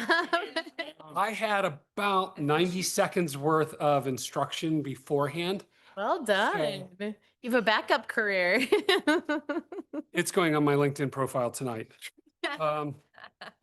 So It was also really, really great to hear the positive feedback to our staff and our process from the developer. That was a really, really right. just a neat overview of their experience and how positive it was. In their comments that they're getting calls from other communities, like how did this happen? Yeah, very. And there was great conversation which we had in terms of it being collaborative between the city, the hospital, the developer in terms of making that all happen. But it was interesting. The developer asked the question, like, how is it that Fruita has this culture that allows for the nimbleness and the creativity and the willingness to kind of try new things? Within 18 months. Yes. Mm. I was talking to the developer on the side. I think it was Dan and I were chatting that he's thinking of writing a white paper on this experience and per se taking it on a roadshow or having it available, because I think that's smart to let other communities know how they can be more successful and dealing with. Very cool. Yep. All right. I know we have one more thing and it's getting late. I know I'm starting to lose my voice. So anybody have anything else on council reports and action items? All right. Nope. Nope. Go ahead. I just want to say that Grand Junction did a town hall, and that's sort of exactly what I've been talking about for a year and a half, or that Aaron and I have been discussing with all of you for about a year. That sort of platform, it looked like it went really, really well. Kind of am annoyed that they beat us to the punch. Not really, but that was just proof that it can happen and work, because every time we've kind of brought it up, it's sort of been reined back as maybe something that we shouldn't be doing. And I just want to bring that up again. And I would actually love to do something like that. Just Can we put that on the next workshop? I mean, just at least a 15-minute conversation around that? Okay. I'm just watching the energy level in this room. Just no, I'm sorry. all right. Anything else? All right. See ya. With that, we're going to move into executive session. Convene an executive session to receive legal advice from the city attorney pursuant to CRS 246424B regarding potential ballot questions for the April 7th, 2026 municipal election. So let me see if I can find this on the agenda. Mary Elizabeth, are you still with us? I am. Oh God, are you there? It's me, Amy. What is that book, right? Yeah. Yeah. Yes, Maybe- which I kids actually probably just don't watched- know now. Yeah, I right. don't. If you can just add who's coming into the meeting, Mayor. Right, which I'm looking at right now, which will just be city manager, or Shannon, Dan, and you, I think are the only ones. Oh, Yes.